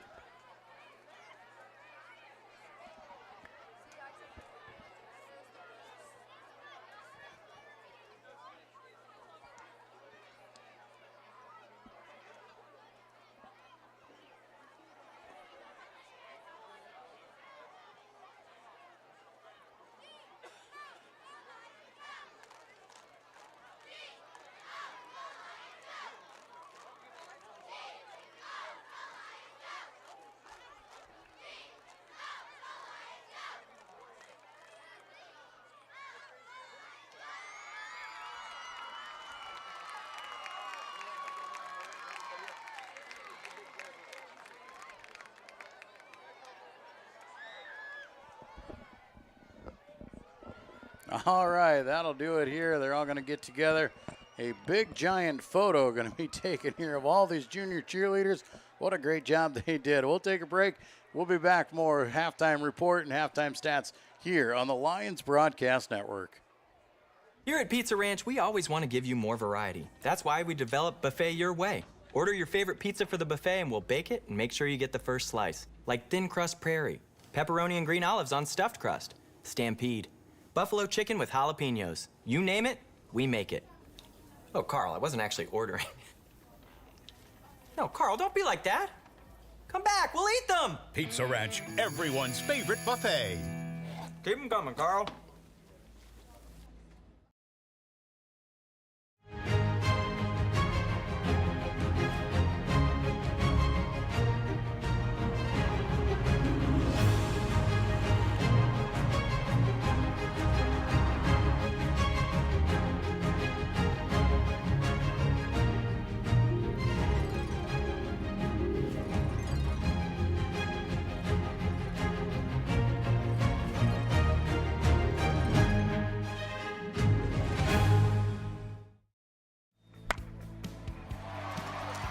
Hit one out of the park with a new or pre-owned vehicle from Papik Motors. With 3 convenient locations in Laverne, Rock Rapids, and Sibley, our team is ready to help with all of your automotive needs. Swing in today and let the hometown team be your dealer of choice. Or visit us online at papik.com. Papik Motors makes it so easy. A community is a place, but it's also a connection. It's where we all plant roots, raise our families, build our lives, and take care of each other. It's something we have in common, and it takes world-class care to keep communities like ours strong. We work together to live, to hope, to heal, because that's what neighbors do. Here for all, here for good. Sanford Health. Well, we welcome you back here at the half. Joel Viss with you here tonight, live from Rock Rapids and Dick Null Field. Week number 2 of the regular season here in 2024. Quarter number 1 belonged to the MOC-Floyd Valley Dutch. They came out and put it to the Lions in the first quarter, jumped out to a 14-0 lead in the first stanza. Lions came back roaring in quarter number 2, put up 2 touchdowns, forced 2 turnovers, and a 42-yard field goal by Jeff T. Ramon at the buzzer is the difference here at the half. A 17-14 lead for Central Lyon George Litterock, a tale of 2 quarters. You can see MOC-Floyd Valley has made their way back onto the field, going to get stretched out. Central Lyon Georgia Litterock starting to make their way back out here as well. Taking a look at some of the stats here at the half, MOC-Floyd Valley, very effective passing the ball here tonight, as we knew they would. We saw it last week with Blake Albers. We know that he was a very efficient, very good passer. He is 12 of 12 passing the football, a perfect reception to passer rating there with 163 yards and 2 touchdowns through the air. Not much in the running game. We've seen some good runs out of Dylan Marsden for MOC-Floyd Valley, but really all for naught. MOC-Floyd Valley has not used a lot of the running game. Only 10 total rushes for 38 yards on the ground. Dylan Marsden has 21 of those 38 yards for MOC-Floyd Valley. For Central Lyon Georgia Litterock, they have been effective through the passing game as well, but a little bit more consistent of a 50-50 attempt. 15 rushes for 60 yards. Michelet Saddam leading the way on that one. He's got 41 of those 60. Jaden Dale has the other 19 for the Lions. Jaden Dale passing the ball, a 60% right now, 6 of 10 passing for 69 yards. He's got a couple touchdowns. They both belong to Drew Cooperschmidt. Cooperschmidt has 5 catches for 61 yards in that first half. He has been the outlet there on the underneath, makes good catches, and then gets downfield in a hurry. So Drew Cooperschmidt with those other touchdowns, and Matt Elbert just 1 catch for 8 yards to complete the stats for the Lions here in the first half. Lions will take the ball to start the second half as they won the toss. They elected to defer, so MOC-Floyd Valley took the football to start the game. and the Lions will start half number 2 with the football. We'll take another quick break and be back with the second half when we return to more Lion football here on the Central Lyon Broadcast Network. Frontier Bank is my financial teammate when I need them the most. Frontier Bank's mobile app allows me to deposit checks, check my finances, and just really check my account anytime I need to. You know all the people here. You see them around in the community all the time, and it's just nice to have someone that you can call up whenever you need. Frontier Bank. Frontier Bank. Frontier Bank is my financial teammate for the long run.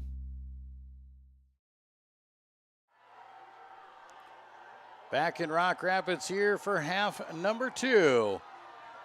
Nathan Anderson, the senior kicker for MOC-Floyd Valley, on to start the ball game for us here. He will be kicking and defending the south goal. Lions send Michelet and Matt Elbert back to return deep. Both kickoffs so far for MOC-Floyd Valley have been short to the up back. Lions have Egan Peterson set up there in that up back position to return if need be. This one a little bit deeper, going to go to Michelet at the 15-yard line. Bobbles it though, now got it going. Cuts it back across the field. He gets it up across the 30-yard line, and he will be stood up at about the 32. So Lions start with the football. How big was that field goal at the end of the half? You start with the football and the lead. A chance to open up a bigger lead and a 2-score lead if you can march down the field and put the points on the board here to open up the second half. Big momentum the Lions carrying after that second quarter. Lions will break the huddle. They're going to go 4 wide to start things off. 3 of them going to the top side here. Single man to the bottom is Herbert. Pistol formation. Now Cooper Schmidt comes back in tight. High snap once again. They do get it off to Michelet, but he's blown up in the backfield. We've seen a couple of those bad snaps here lately from Hashey to Jaden Dale, and now Reagan Hashey is down on the field, but he does come up. Lions got to get that figured out. A loss of 2 for Michelet to open up half number 2. So we saw that late in that second quarter. A couple bad snaps there put the Lions behind the chains, able to bail themselves out. They've got to get it in order. 3 wide this time here for the Lions in the shotgun on second down and 12. Fake the hand to Michelet. Quarterback keep up the middle, brings it to the 31-yard line. Pickup of a yard for Jaden Dale. Well defended that time by MOC-Floyd Valley. Linebackers filling in nicely. So it'll be third down and long now for the Lions. Be a big feather in the cap for the Dutch if they can force a 3 and out and get the ball back here to start the half. A chance to retake the lead. So big third down here for the Lions as they set up in the shotgun with 3 wide once again. Back to pass is Dale. Underneath goes to Cooper Schmidt. MOC-Floyd Valley, they play it well and come up and make the tackle. Cooper Schmidt carries it across to about the 34-yard line, it looks like. A pickup of 3, but definitely something MOC-Floyd Valley adjusted again. They were beat on that a lot in the first half, and this time they were ready for it. Making the tackle for the Dutchman on that one was Ezra Bunt, senior linebacker for the Dutch. Cooper Schmidt on to do the kicking duties, and back to receive here once again is Amon Langton.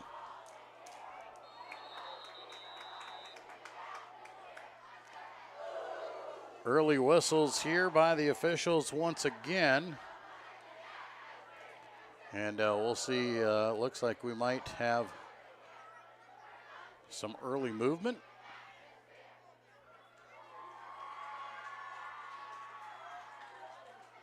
Officials confirming here, there is a flag down. Looks like it's going to be against Central Lyon George Little Rock, and it will. False start on the Lions, early movement. So the Lions will back up 5 more yards, and they will try it again. Ball now at the 29-yard line. Snap is low. Cooper Schmidt gets it off. A nice spiraling kick. Langton receives it at the 34, and he is blown up. Nothing doing for him. Levi Kramer coming down and making the hit. The gunner there for the Lions. Kramer takes him down at the 37-yard line, and the Dutch will go on the offense and see if they can't retake the lead and find some of that magic they had in the first quarter. Even in quarter 2, the Dutch moved the ball well, just had a few turnovers. The Lions able to force a couple fumbles and put themselves in business. Shotgun formation, 4 wide here for the Dutch to start things off in the second half. They look for the swing pass out to Langton. Lions wrap him up from behind, and Levi Kramer once again gets to the legs and takes him down in the backfield for a loss of 1.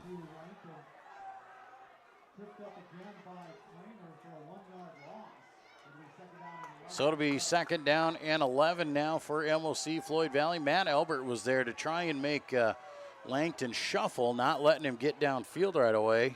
And then Kramer able to wrap him up from behind. So second and 11. Ball back at the 36-yard line now. Twin backs in the backfield with Albers. Single receivers each way. Going to go back to the run game here. Mazden over the right side. He's got good yardage. Around the corner he goes. They believe he's got a first down. Nope, they're going to bring him back to the 45 and say he stepped out of bounds.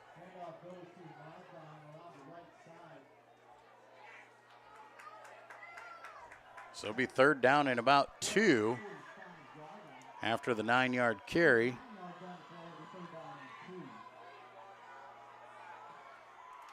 Dylan Mazden has had a nice night running the ball. He just hasn't had very many opportunities to do it.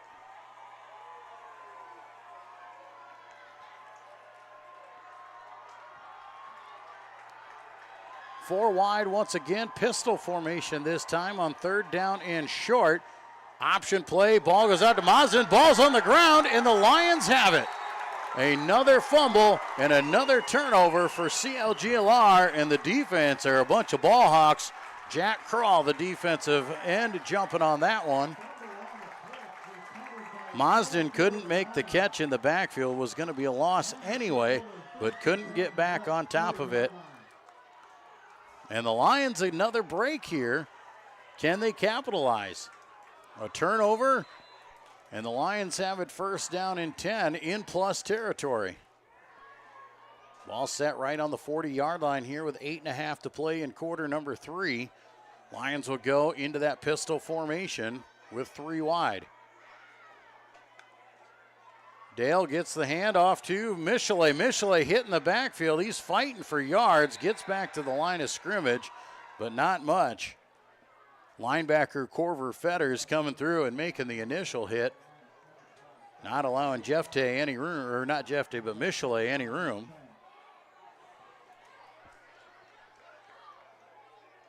Second down in 10 now for Central Lyon George Little Rock. Trying to take advantage after a costly turnover here by MOC-Floyd Valley. Matt Elbert going to move from the left here to the right side. Now Michelet is going to shift as well. Fake the hand, roll out right side. Jaden looking out into the flat, has Matt Elbert. He's got the catch, carries it down to the 32-yard line. Quick little out pass there for the Lions to move the ball 8 yards to Matt Elbert.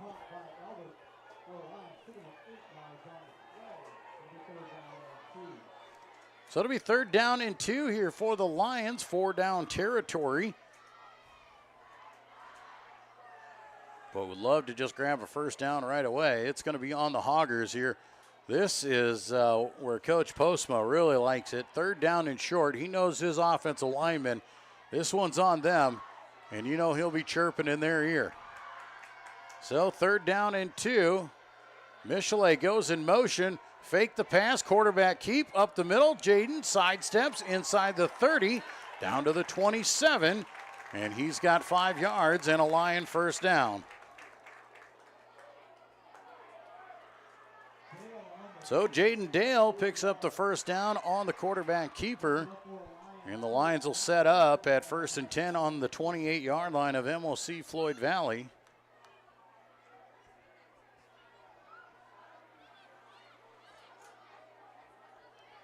Twin receivers going to the top side. Herbert here to the bottom side. Lions get the play in. Shotgun formation. Michelet out in motion again. Fake the hand. Quarterback keeper again. This time he goes left. Lions must have seen something on that last play and told him to run it again as he takes it to the 25 for a pickup of 3. Be 2nd down and 7 now. When they send Michelet in motion, you see the linebackers shift and spread out with him. I think the Lions are seeing that the middle of the field is open on that, and if Jaden can get through the first level, he is going to have some big yards here. So 2nd and 7 for the Lions. Calling it out, fake the hand, rolls out left side. Jaden Dale blown up and nothing doing, sacked in the backfield. Dale goes down back at the 31-yard line. Defensive end coming through. Owen Vanderpool just came clean through to knock Jaden Dale to the dirt back at the 31-yard line.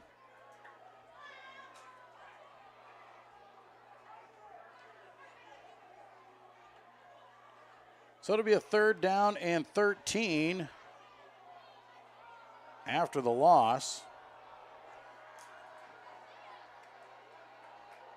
Twins to the bottom side here now. Dale goes in motion, shovel over to the right side. Michelet sidesteps a few defenders. He breaks free down the sidelines. Michelet, one man to beat, and he will jump into the end zone. Michelet Saddam has a touchdown, but there's flags on the field. There is a flag back at the 30-yard line. I believe this one's coming back. And Michelet is going to come off the field there. Looks like he might be cramping up on the sidelines after that big run. Penalty is against the Lions. A 10-yard walk-off there from the spot of the foul puts it back at the 39-yard line. So a big run and a touchdown taken off the board by a costly penalty. And it'll be 3rd down and extremely long now. Lions trying to capitalize, got a fumble recovery, took over right at about the 40-yard line here.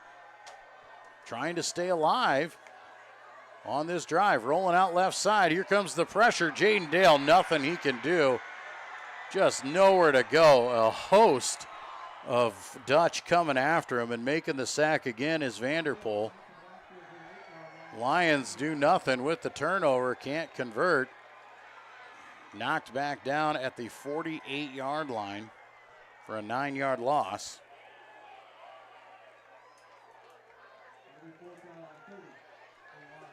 So Cooper Schmidt will come back on to punt. Langton stands at about his own 10-yard line. Good clean snap. Punt is away, high spiraling kick. Langdon catches it at the 7. And he'll start making his way forward. Now retreating, going the wrong direction. Trying to stiff arm his way through. Lions will run him out of bounds. And a flag is going to fly. Langton got out of bounds. The Lions couldn't hold up. And they push him down well out of bounds. And that'll give him 15 extra. They had him pursued well back at the 18-yard line. But after he ran out of bounds, the Lions got to let up and let him go. They kept pursuing. They ran into him. And you're going to get a 15-yarder every time.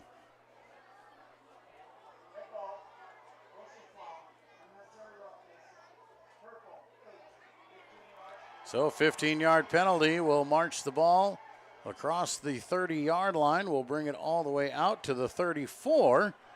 And what the Lions had after the punt doesn't look too bad right now for MOC. Dutch back on the field once again with 4.5 to play in the third quarter. Another chance to try and put together a drive and retake the lead.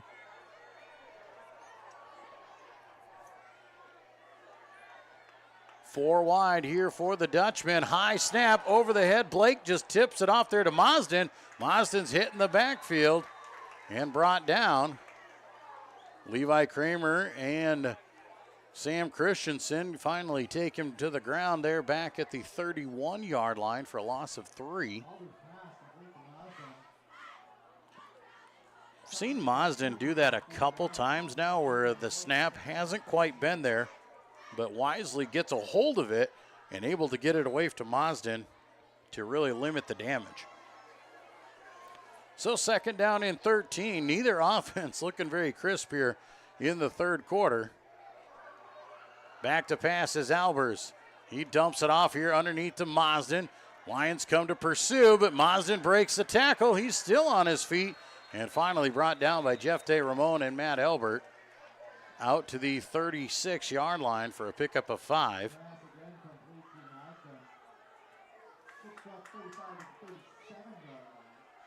So it'll be third down and about 7 or 6.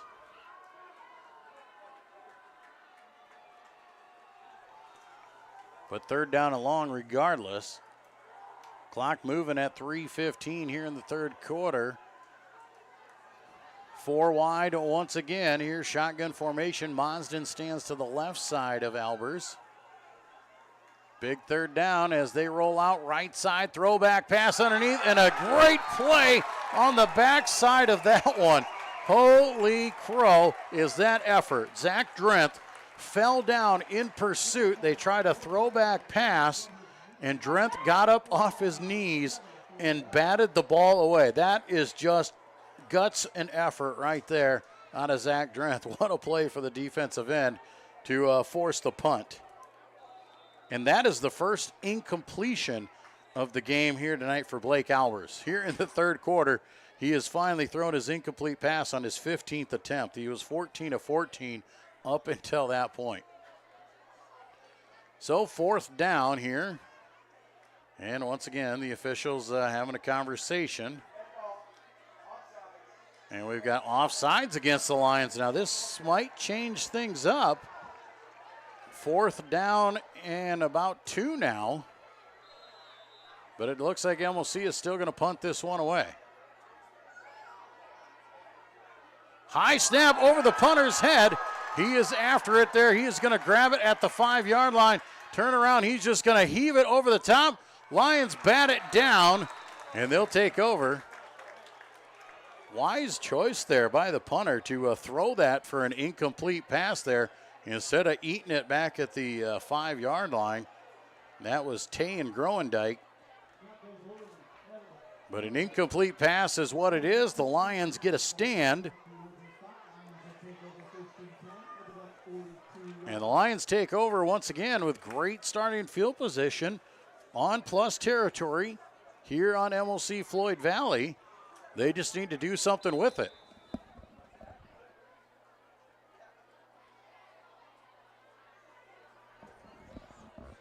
Thomas Herbert stands down here at the bottom side of your screen. Jason Huygens, the senior wideout, to the top side. Now Matt Elbert will come out here to the right side in the slot, 3 wide. Michelet stands to the right side of Jaden. Fake there, coming back up the middle. Jaden has a good run. He is wrapped up and brought down after a gain of 4. On the carry was Jaden, but Bo Weber, the senior linebacker, brings him down. Ball down to the 38 for a 4-yard pickup for Jaden.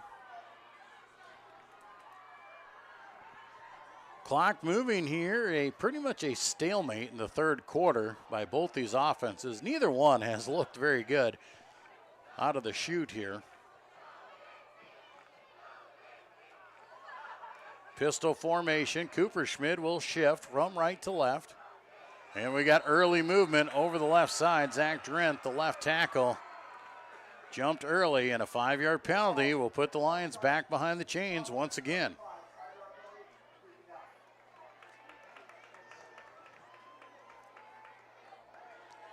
So more unforced errors by the Lions,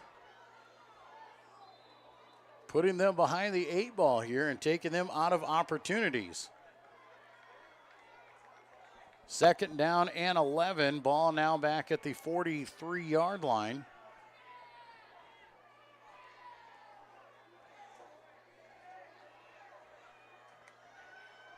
Back to pass is Dale. He's going to take off. Quarterback run right up the middle of the field. Picks up the block. He takes off down the field. Left side, one man to beat. He is dropped. Finally inside the 20 at the 19-yard line. And a big run for Jaden Dale. And we've got a MOC-Floyd Valley player down on the field. Looks like he is cramping. 24-yard run for Jaden Dale has the Lions in business. It'll be 1st down and 10 at the 19. Water break here on the injury timeout as the officials go, or the trainers for MOC-Floyd Valley out there to stretch out the Dutch player that is down. Something that we do see relatively common in these early games. It's pretty hot out here, kind of humid yet, no wind to speak of here. The flag is just down the stick, so absolutely no wind. And these guys, especially two-way players, burn up a lot of sweat and a lot of water and a lot of energy, so you got to keep them hydrated. So Lions will come out of this brief timeout, got a little drink, got some water in them. See if they can't finish off this drive. Fresh set of downs, 1st and 10 inside the MOC-Floyd Valley red zone. Cooper Schmid shifts right to left. Ball is snapped there. Counter play to Michelet. Michelet going for the corner. Michelet cuts it back across the field down inside the 10 to the 6. A 13-yard run for Michelet. Would have liked to seen him keep going for the corner. I think he might have had it, but trying to follow his blockers. 1st down and 10 for the Lions, or 1st down and goal for the Lions. Ball at the 6-yard line, 1:20 to go here in quarter number 3. Lions will come out in the shotgun formation. Michelet is going to shift here. He'll come to the right side. Now goes back to the left. Michelet out in motion. Quarterback keeper right up the middle. Jaden Dale spins off a tackle, fighting for the goal line, and he is through for the Lion touchdown. Jaden Dale, his first rushing touchdown as a Lion, and he scores from 6 yards out.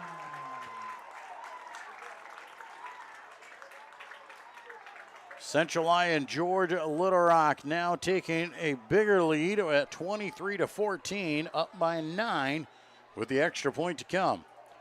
Kramer on to do the snapping, Jaden Dale the holder, and Jeff Tay Ramon on to do the kicking. High snap, but Dale corrals it, gets it down, and Jeff Tay puts it through. 52 seconds to go here in the 3rd quarter. Lions lead by 10. We'll be back to Rock Rapids for more Lion football on the Central Lyon Broadcast Network.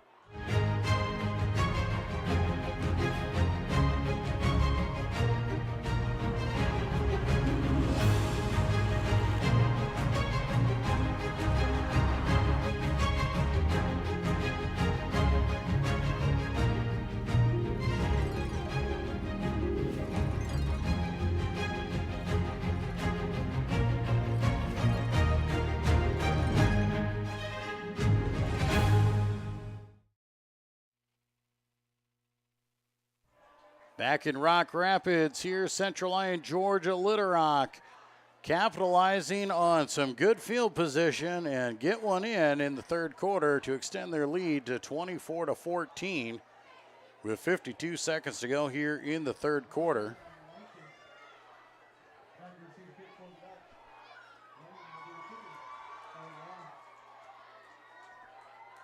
Jeff Tay back on to do the kicking duties again.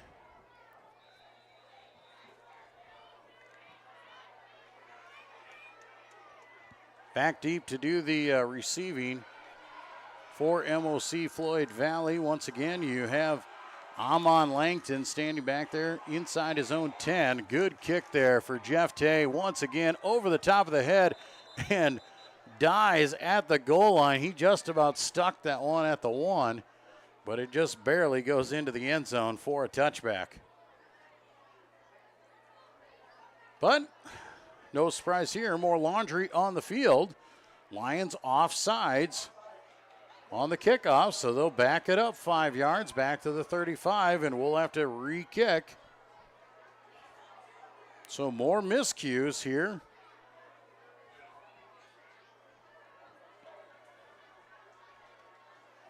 So Jeff Tay will try and give this one a boot. This should give the Dutch a chance to return. Standing back there with Amon Langton is Dylan Mosden.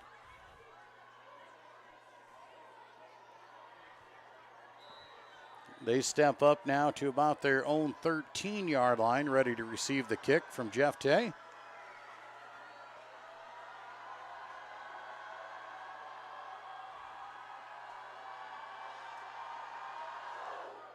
Squib kick this time, picked up by the upback for MOC-Floyd Valley and returned across the 40-yard line. Dominic Schmitz for the Dutch.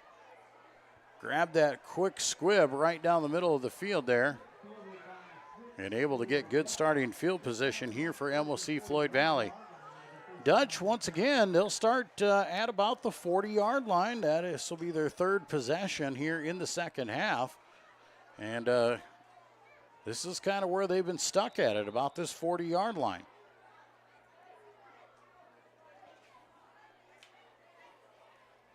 Albert's going to come under center this time. Single back behind him is Mosdem, 3 wide. They'll hand off to Mosdem up the middle. He is hit in the backfield and nothing doing for him. The whistles will blow. Zach Drent, Sam Christensen coming through and making the hit, wrapping him up. Levi Kramer got in the backfield to disrupt things as well. No gain on the carry. So it'll be second down and 10 from the 41-yard line. 21 seconds to go. There is a difference of about 2 seconds in the play clock and the game clock. So MOC does need to run a play here before the end of the third quarter. Shotgun formation, 4 wide this time for the Dutch. Back to pass is Albers. Here he comes, steps up in the pocket. He's got some room, heaves it deep down the field. Ball goes up, flags are going to fly, and you're going to get a 15-yard penalty. Liam Vanderzee got his hands up, but did make contact with the receiver, so that's where the penalty is going to come.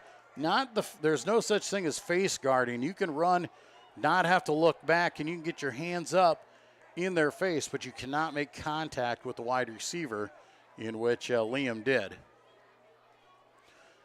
No, in the grand scheme of things, it is a penalty, but it'll only be a 15-yard penalty.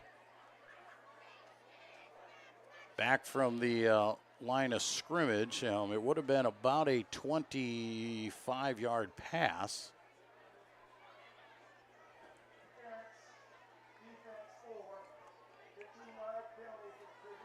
So 15-yard penalty will give a free first down to the Dutch. They'll move it into Lyon territory.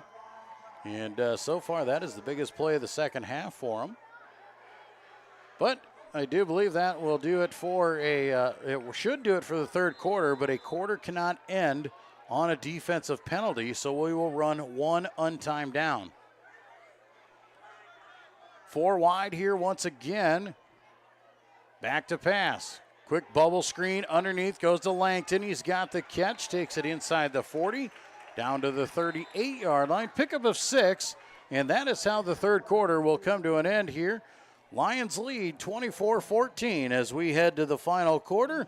We'll be back with more Lion football on the Central Lyon Broadcast Network. Here at Pizza Ranch, we always want to give you more variety. That's why we developed Buffet Your Way. Order your favorite pizza for the buffet and we'll bake it and make sure you get the first slice. Like thin crust prairie, pepperoni and green olives on stuffed crust, stampede, buffalo chicken with jalapenos. You name it, we make it. Oh, Carl, I wasn't actually ordering. No, Carl, don't be like that. Come back, we'll eat them! Pizza Ranch, everyone's favorite buffet. Keep them coming, Carl.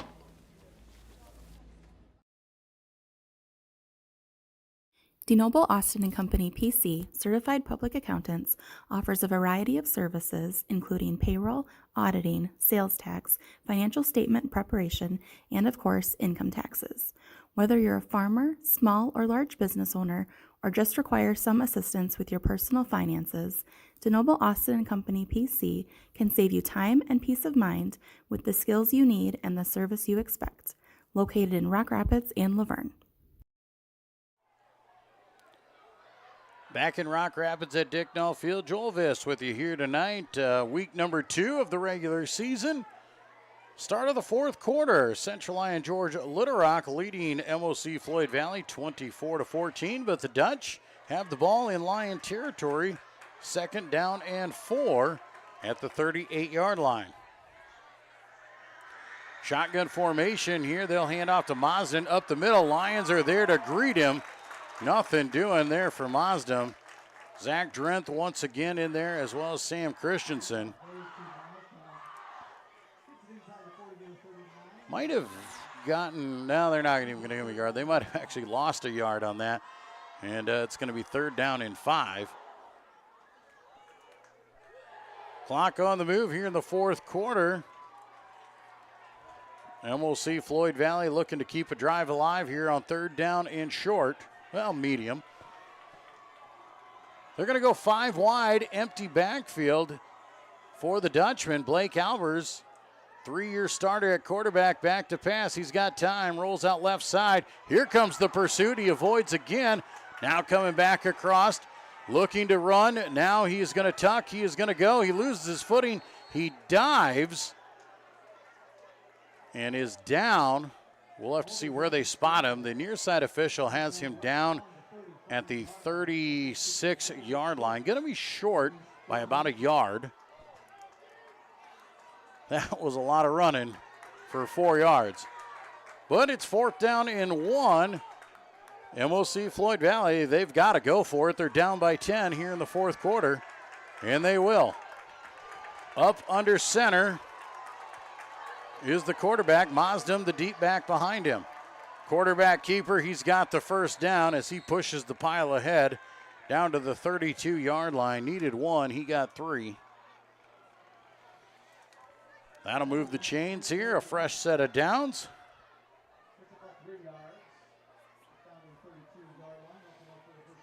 First and 10, MOC at the 32-yard line of Central Lyon George at Little Rock.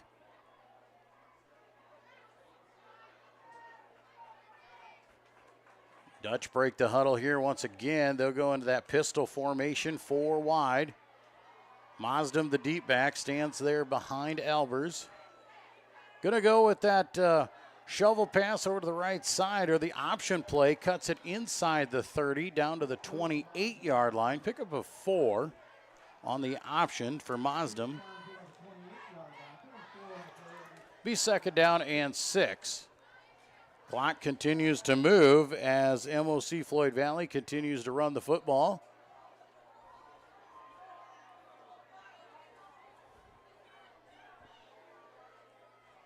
Four down territory once again here, obviously, for MOC. Twin backs now into the backfield in that shotgun formation. They'll fake the hand. Here they come. Screen pass underneath to Korselman. Korselman's got blockers out in front, cuts it across the field. He's going to be really close to first down yardage. We'll see about where they spot the ball. It's on the other side of the field, so we'll see exactly where it's at. And they are going to say about a yard short. So 5-yard pickup on the screen for Caleb Korselman. 3rd down and 1. And it looks like we've got a timeout on the field. So timeout on the field. We'll take a quick one as well. We'll be back with more of the fourth quarter when we return to Lyon football here on the Central Lyon Broadcast Network. You finally found the perfect car in racing blue. You even got them to throw in the LED fog lights for free. Auto Owners insures your car Because some people never learn to parallel park. That's simple human sense. Ask Seaperda Foltz Insurance and Real Estate in Rock Rapids, Iowa, if auto owners make sense for you. Keep going. More. Timeout on the field was so the officials could come out and confirm the measurement. And they do say that MOC-Floyd Valley is a yard short. So it'll be 3rd down and 1.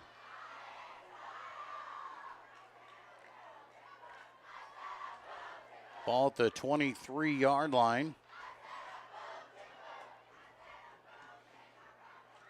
Good stoppage of the clock there to check the measurement, and then at the same aspect allow these players to go off and get a drink of water. As we said, we've seen a few times of players cramping up.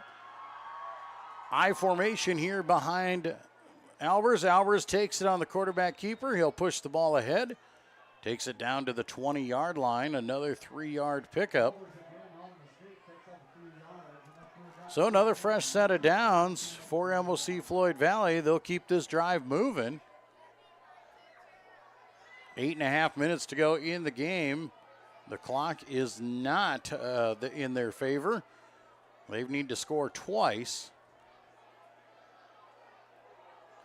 So under center once again is Albers with that eye backs behind him. He'll hand off to the fullback, Corselman. Corselman powers ahead. He'll pick up 5 yards, maybe 6, as he crosses the 25 or the 15 down to the 14. So it will be a 6-yard pickup there for Corselman. 2nd down and 4. MOC in no hurry here.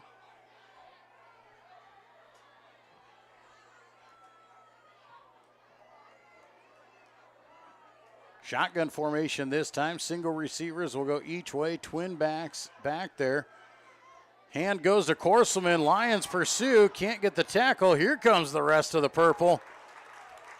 And the Lions blow it up in the backfield for a loss of about 4. Maybe 3. They'll say 3rd down and 9.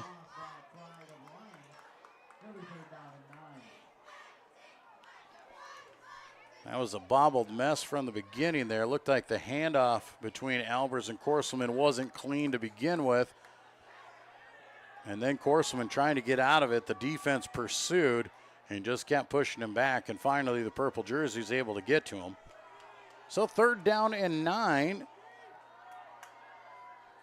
Back to pass. Albers loses the football. Now he gets it back. He's still got it. Keeping the play alive. He slips. He falls. The Lions are there.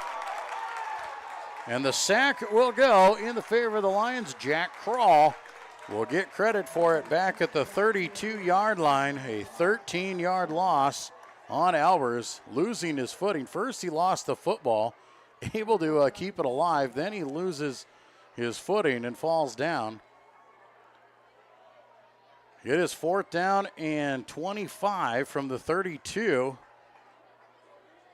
And MOC-Floyd Valley has to go for it here with 6:20 to go in the ball game, trailing by 2 scores. They've got to throw it up in the air. Lions got to be disciplined here. You can't mess this one up on a penalty. You got a shot. Keep everything underneath and in front of you. Back to pass.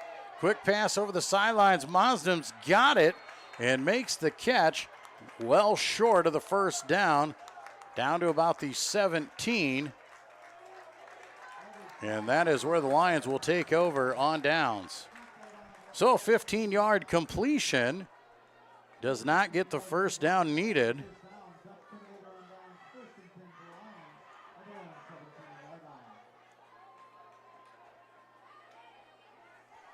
Lions take over on offense here with 6 minutes to go, leading by 10. They just need to put the work together here and try and run out the clock.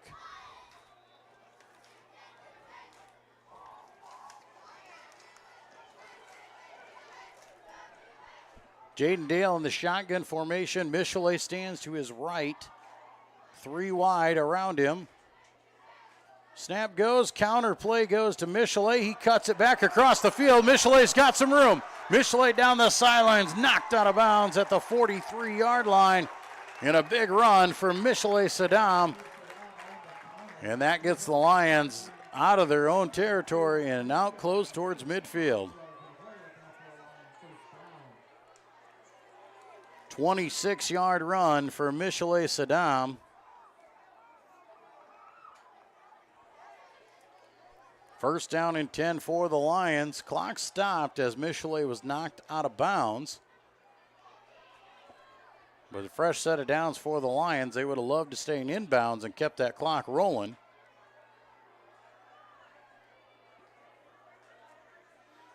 Jaden grabs it here. He'll take off on it right up the middle of the field. Jaden is breaking free.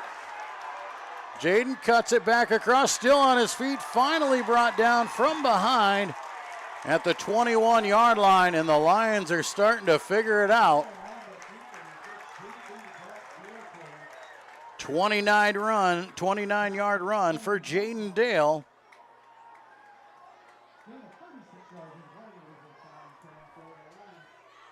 Or 36 yards, I should say, as he's down to the 21.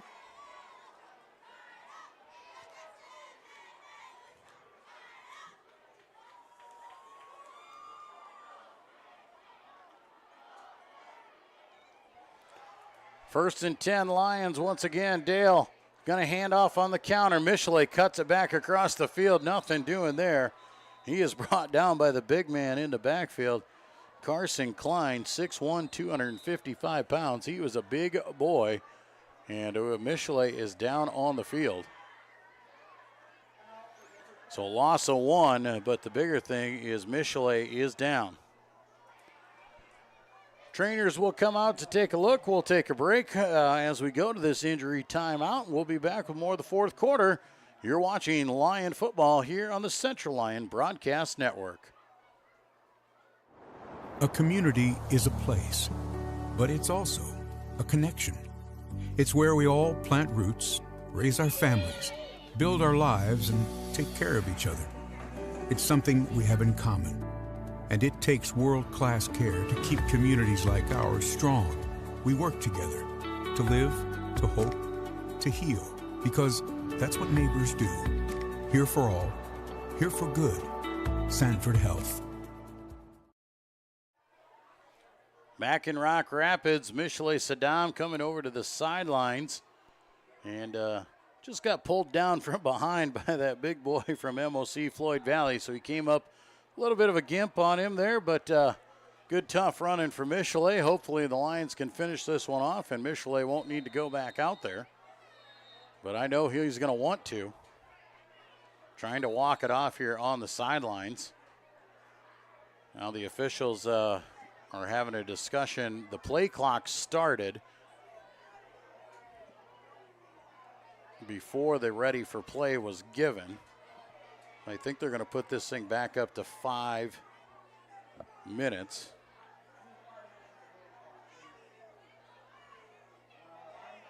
Five minutes to go, though, here in the fourth quarter. Lions lead by 10 and threatening to put on some more here.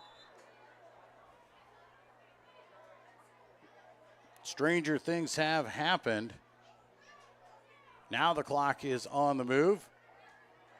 And the Lions will go into the set. Levi Kramer in at the tailback spot. Stands to the left side of Jaden Dale. Second down and 11. Quarterback keeper Jaden Dale spins off a tackle. Picks up positive yards. Takes it down to the 20-yard line. And a late flag is going to come in. I think we're going to get a late unsportsmanlike conduct.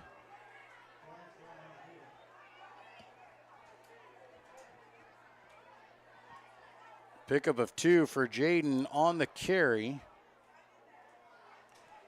Sam Christensen's helmet came off, so he's going to have to come out for at least one play. Personal foul against a face mask against MOC-Floyd Valley. Half the distance to the goal will bring it to the 10-yard line, and it'll be first and goal for the Lions. Coach Eben is talking about the face mask is the reason the helmet came off of Christensen, so they are going to let him come back into play. So the face mask was on the defensive lineman who ripped the helmet off of Sam Christensen. So he is coming back in, and it'll be 1st and goal Lions at the 10-yard line.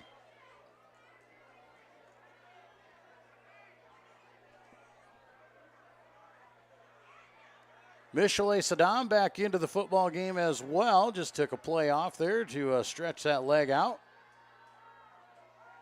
Dale working the play clock here. Taking his time, using every second. Now he snaps it, goes quarterback keep to the weak side, tries to cut it back across the field. He's brought down in the backfield, loss of 2, but there is a penalty, most likely in the area of a hold.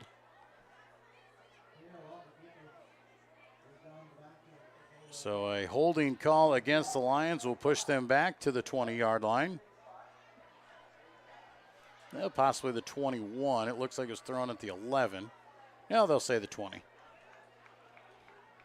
So it'll be 1st down and goal now from the 20-yard line for Central Lyon George Littlerock. 3:48 to go. Lions will just look to burn the clock. They're in no content to score, leading by 10. They just want to use every second they can. Shotgun formation. Michelet to the left side of Jaden. Huygens here to the bottom side of the screen. Jaden's going to keep it up the middle of the field. Carries it inside the 20 to the 18 for a tough 2 yards.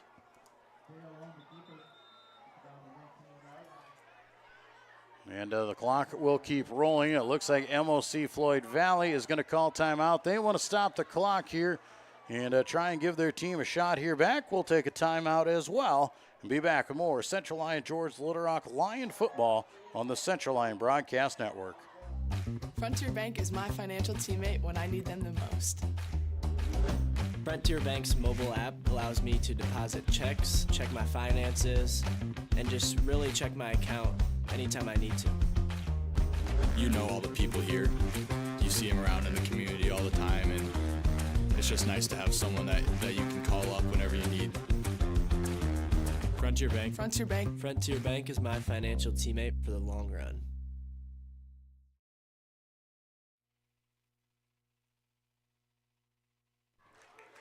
Back in Rock Rapids here at Dicknall Field, the Lions looking to put the finishing touches on their first win of the season. 24-14 the lead with 3:23 to go here. 2nd down and about goal, basically, from the 18.5-yard line. Lions will line up here. Shotgun formation for Jaden. Dale will take it. Here's the counter play to Michelet. Michelet breaks off 1 tackle, fights forward, and finally pushed back at about the 17-yard line. Pickup of 3 yards for Michelet.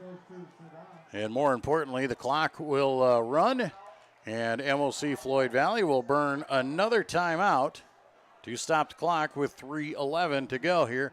That is their 2nd timeout here. We'll take another break and be back with more of this 4th quarter when we return.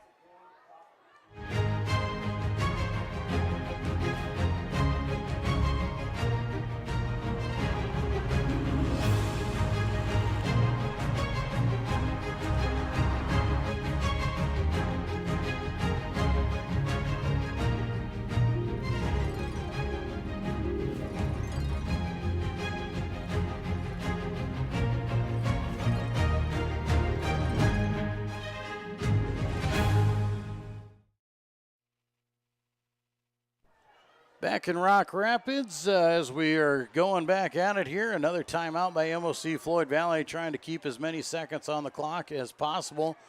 Lions set up here now, 3rd down and goal, ball at the 17-yard line.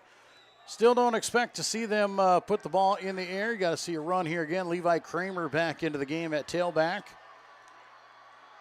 Low snap there. Jaden is going to take off with it. Quarterback keeper over the left side. Jaden cuts it up the field, stays in bounds, back across the field, puts the head down, powers in for the touchdown. But a flag coming behind the play at the 10.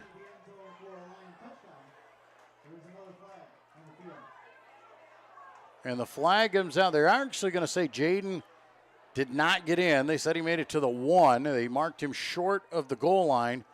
But there is a flag in the backfield, and we do believe it is against the Lions.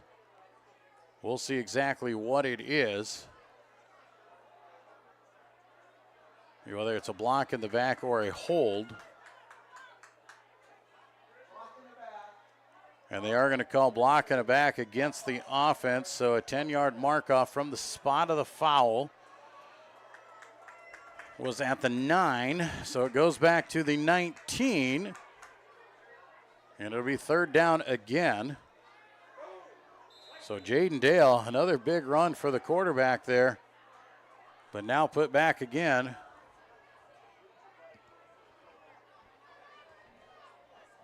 Clock does stop on the offensive penalty, though.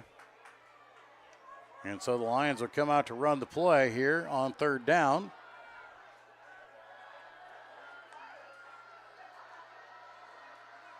Jaden Dale going to take off again on the run, just straight up the middle this time. Takes it down to the 16-yard line for a pickup of 3, and MOC-Floyd Valley will burn their final timeout. That'll be their final timeout here of the game with 2:58 to go. Lions, you probably see the field goal team come on here and just punch one through, put a few more points on the board. Michelet had a 42-yard field goal to close out the first half, give the Lions a 17-14 lead going into the half. So we'll see if they try to go for it again. Or do the Lions just run the ball? That's an option too. You could just run the ball, burn off some clock, get as many yards as you can, and if nothing else, MOC-Floyd Valley is going to have to go a long, long way in 3 minutes. But it looks like Jeff Tay is going to come on and try and kick it through. So the ball right in the middle of the field. It looks like it's going to be about a 34-yard attempt for Jeff Tay Ramon, as he will step off the field goal. Jaden Dale is the holder. Levi Kramer, the long snapper. As the officials will be ready for play with 3:03 to go.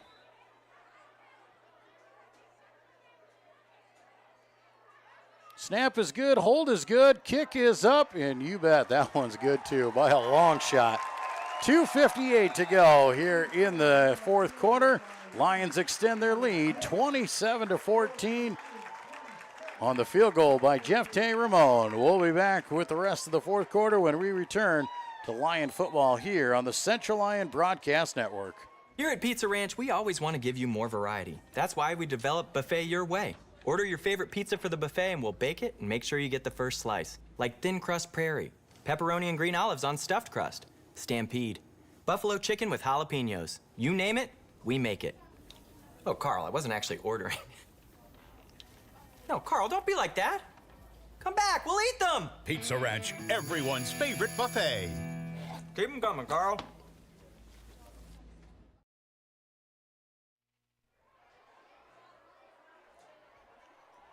Joel Viss with you here back in Rock Rapids at Dick Knoll Field, and the Lions putting on 3 more points on a 34-yard field goal from Jeff Tay Ramon.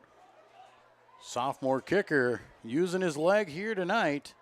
Lions have scored 27 unanswered points here since going down 14-0 in the first quarter, and now stand with a 13-point advantage with 3 minutes to go in the ballgame.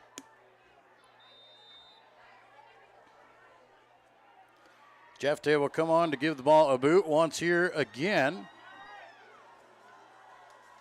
Back deep to return the kick is Dylan Mosdem and Amon Langton.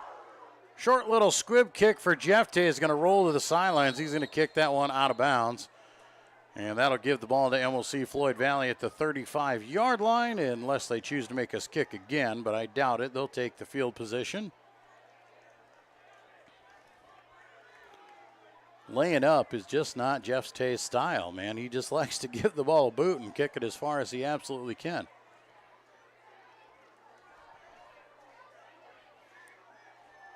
Jeff Tay, sophomore linebacker here for the Lions. You see him out there at number 8, coming in and filling in for Logan Coop this week at the kicker and doing a fine job of it.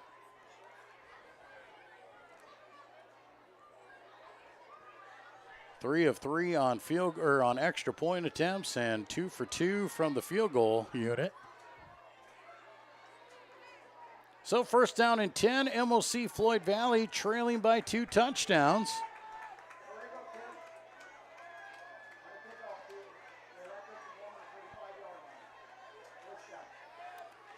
So we're going to go 4 wide for the Dutch, 3 to the top side, single man here to the bottom. Mazdam in the backfield with Albers. Albers back to pass. He's looking over the left side, coming back right now. He's got to scramble a little bit. Keeping the play alive, heaves it over the sidelines, just throws the ball away. Blake Albers is a 3-year starter at quarterback. He is great. He's exceptional. He's had a great night here tonight so far as well. I mean, he is 17 of 21, throwing the ball, 193 yards, couple touchdowns, but very composed. Even when the Lions get pursuit on him and he's got to scramble, always looking downfield. A very, very good quarterback for MOC-Floyd Valley here tonight. 4 wide this time, twins each way. Back to pass again. Quick pass out in the flat. Has his man, makes a catch. Tackle made by Jeff Tay at the 42-yard line. Van Gelder on the reception. 7 yards for Van Gelder. And looks like we got a timeout on the field. And that is by Central Lyon George Litterock. They want to talk over the defensive side of the ball here. On 3rd down and 3. This is a big 3rd down for them.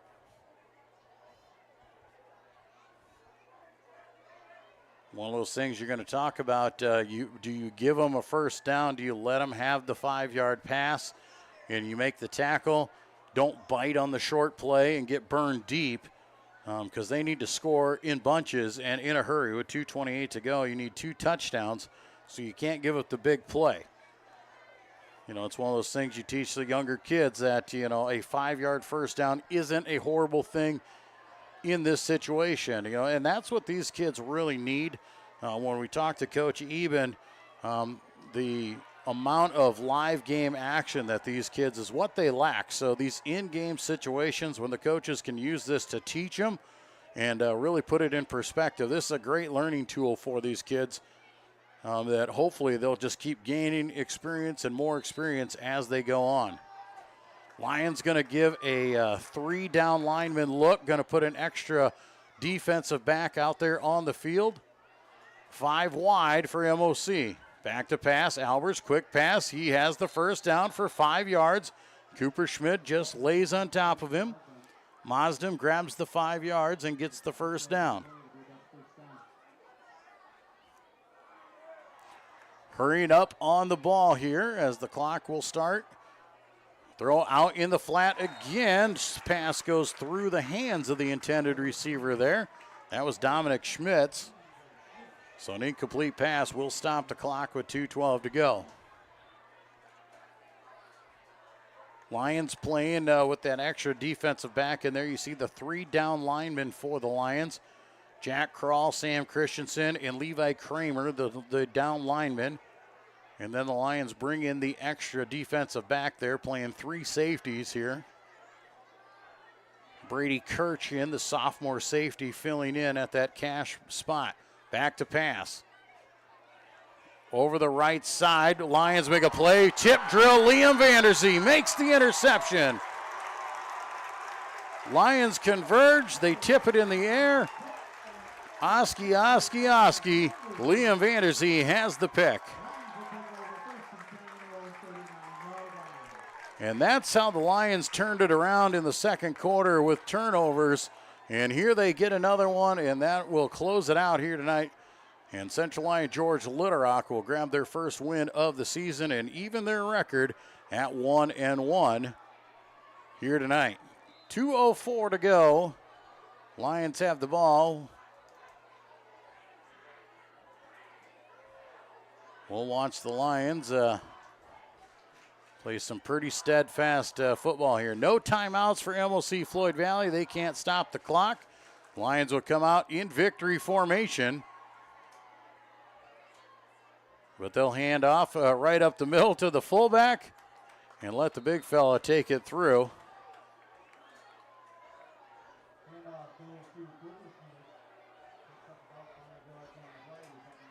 Lions is handed off right up the middle of the field for a 4-yard pickup and get the clock running.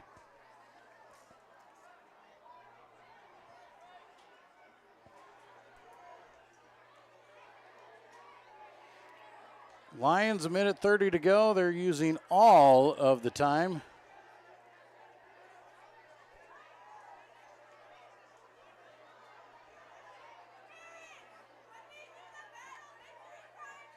Lions hand it off again to Cooper Schmid. Cooper Schmid carries it up to the 45 for another 2.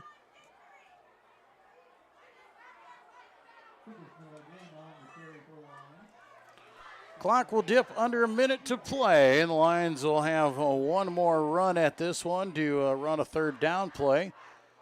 25 seconds on the play clock. They really just need to get under the 40-second mark. As soon as it goes under 40, they can snap the ball and the game will be over. So look for them to just come up and take a knee.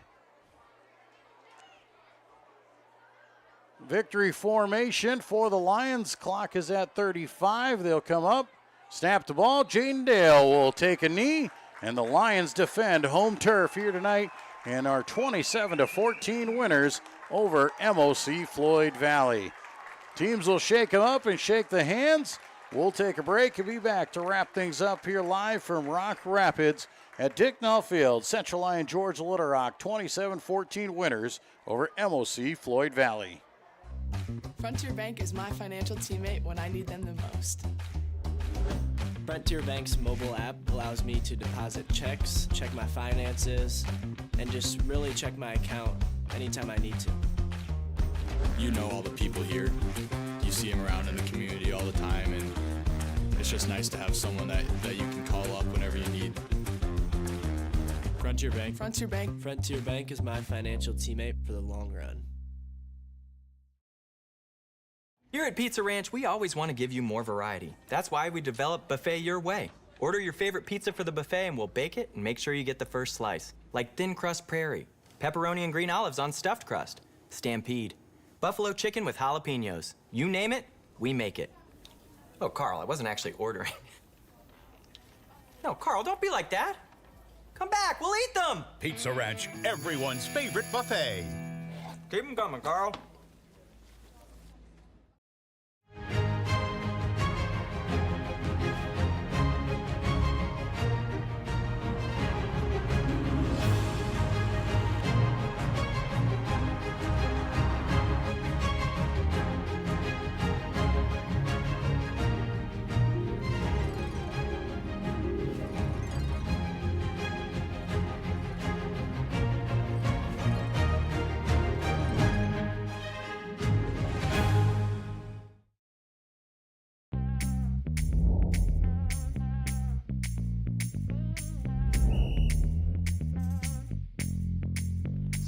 Coach, 62.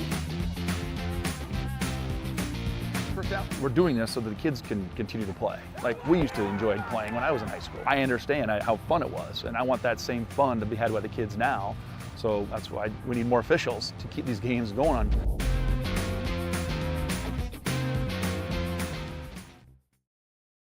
Here's to welcoming moments, big and small. At Avera, our nationally recognized health system will be right here with you, with care and coverage. Partner with Avera for more hellos, more hugs, more memories. We'll move you forward through sickness and health, and every milestone in between. Hello possibility, hello healthy, hello life.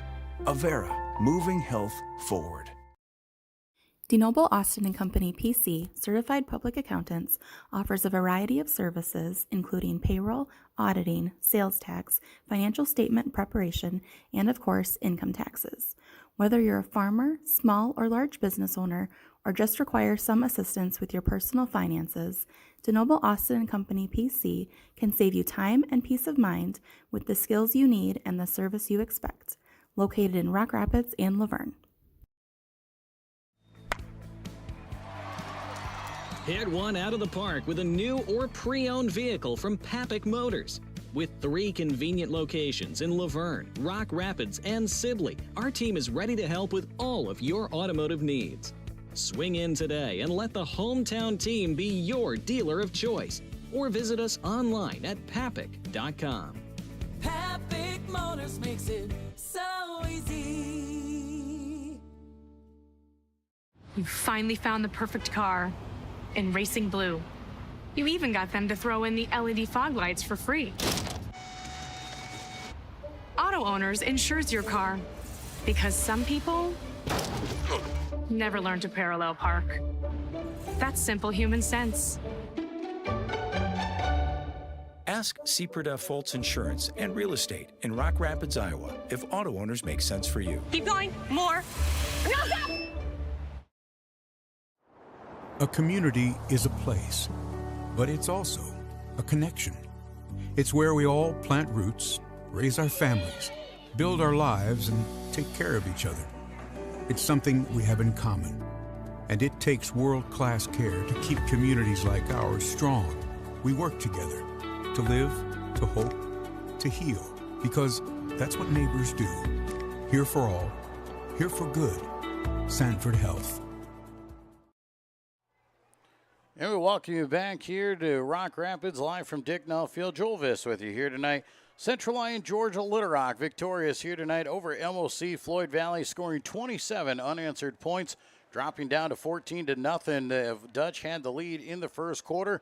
The Lions got things going in quarter number 2, put up 17 points in the second quarter to take the lead at the half, 17-14, and then polish it off with a touchdown in the third quarter and another field goal in quarter 4 to wrap up that 27-14 victory here tonight and improve their record to 1-1 on the season.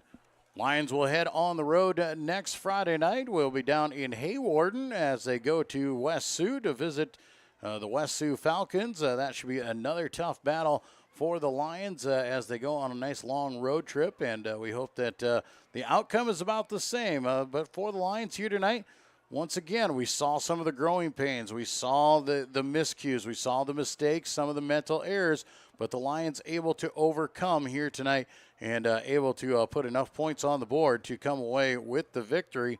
And the defense doing their job as well, forcing 4 turnovers here tonight to really give that offense enough chances to get things going. In that first quarter, the Lions only held the ball one time, had a 3-and-out in the first quarter. That is the amount that they touched the football in the first quarter. And then the Lions got the opportunities in quarter 2. Couple turnovers, gave them some more shots at it, and then in the fourth quarter, they finish off the game in style, a tip drill and a Liam Vanderzee interception to finish off the ball game for Central Lyon George Little Rock. Lions offensively tonight here were led by Jaden Dale at the quarterback spot at 14 carries for about 100 yards on the ground. Through the air, Jaden efficient once again. He had 8 of 12 passing for 80 yards and 2 touchdowns. Those go both to Drew Cooperschmidt. Cooperschmidt ended up with 6 receptions for 64 yards and those 2 catches. Matt Albert had a couple catches as well. Michelet Saddam, nice heavy night for him running the football again. 18 carries for 80 yards. Cooperschmidt added a couple rushes there late in the ballgame to round out the totals.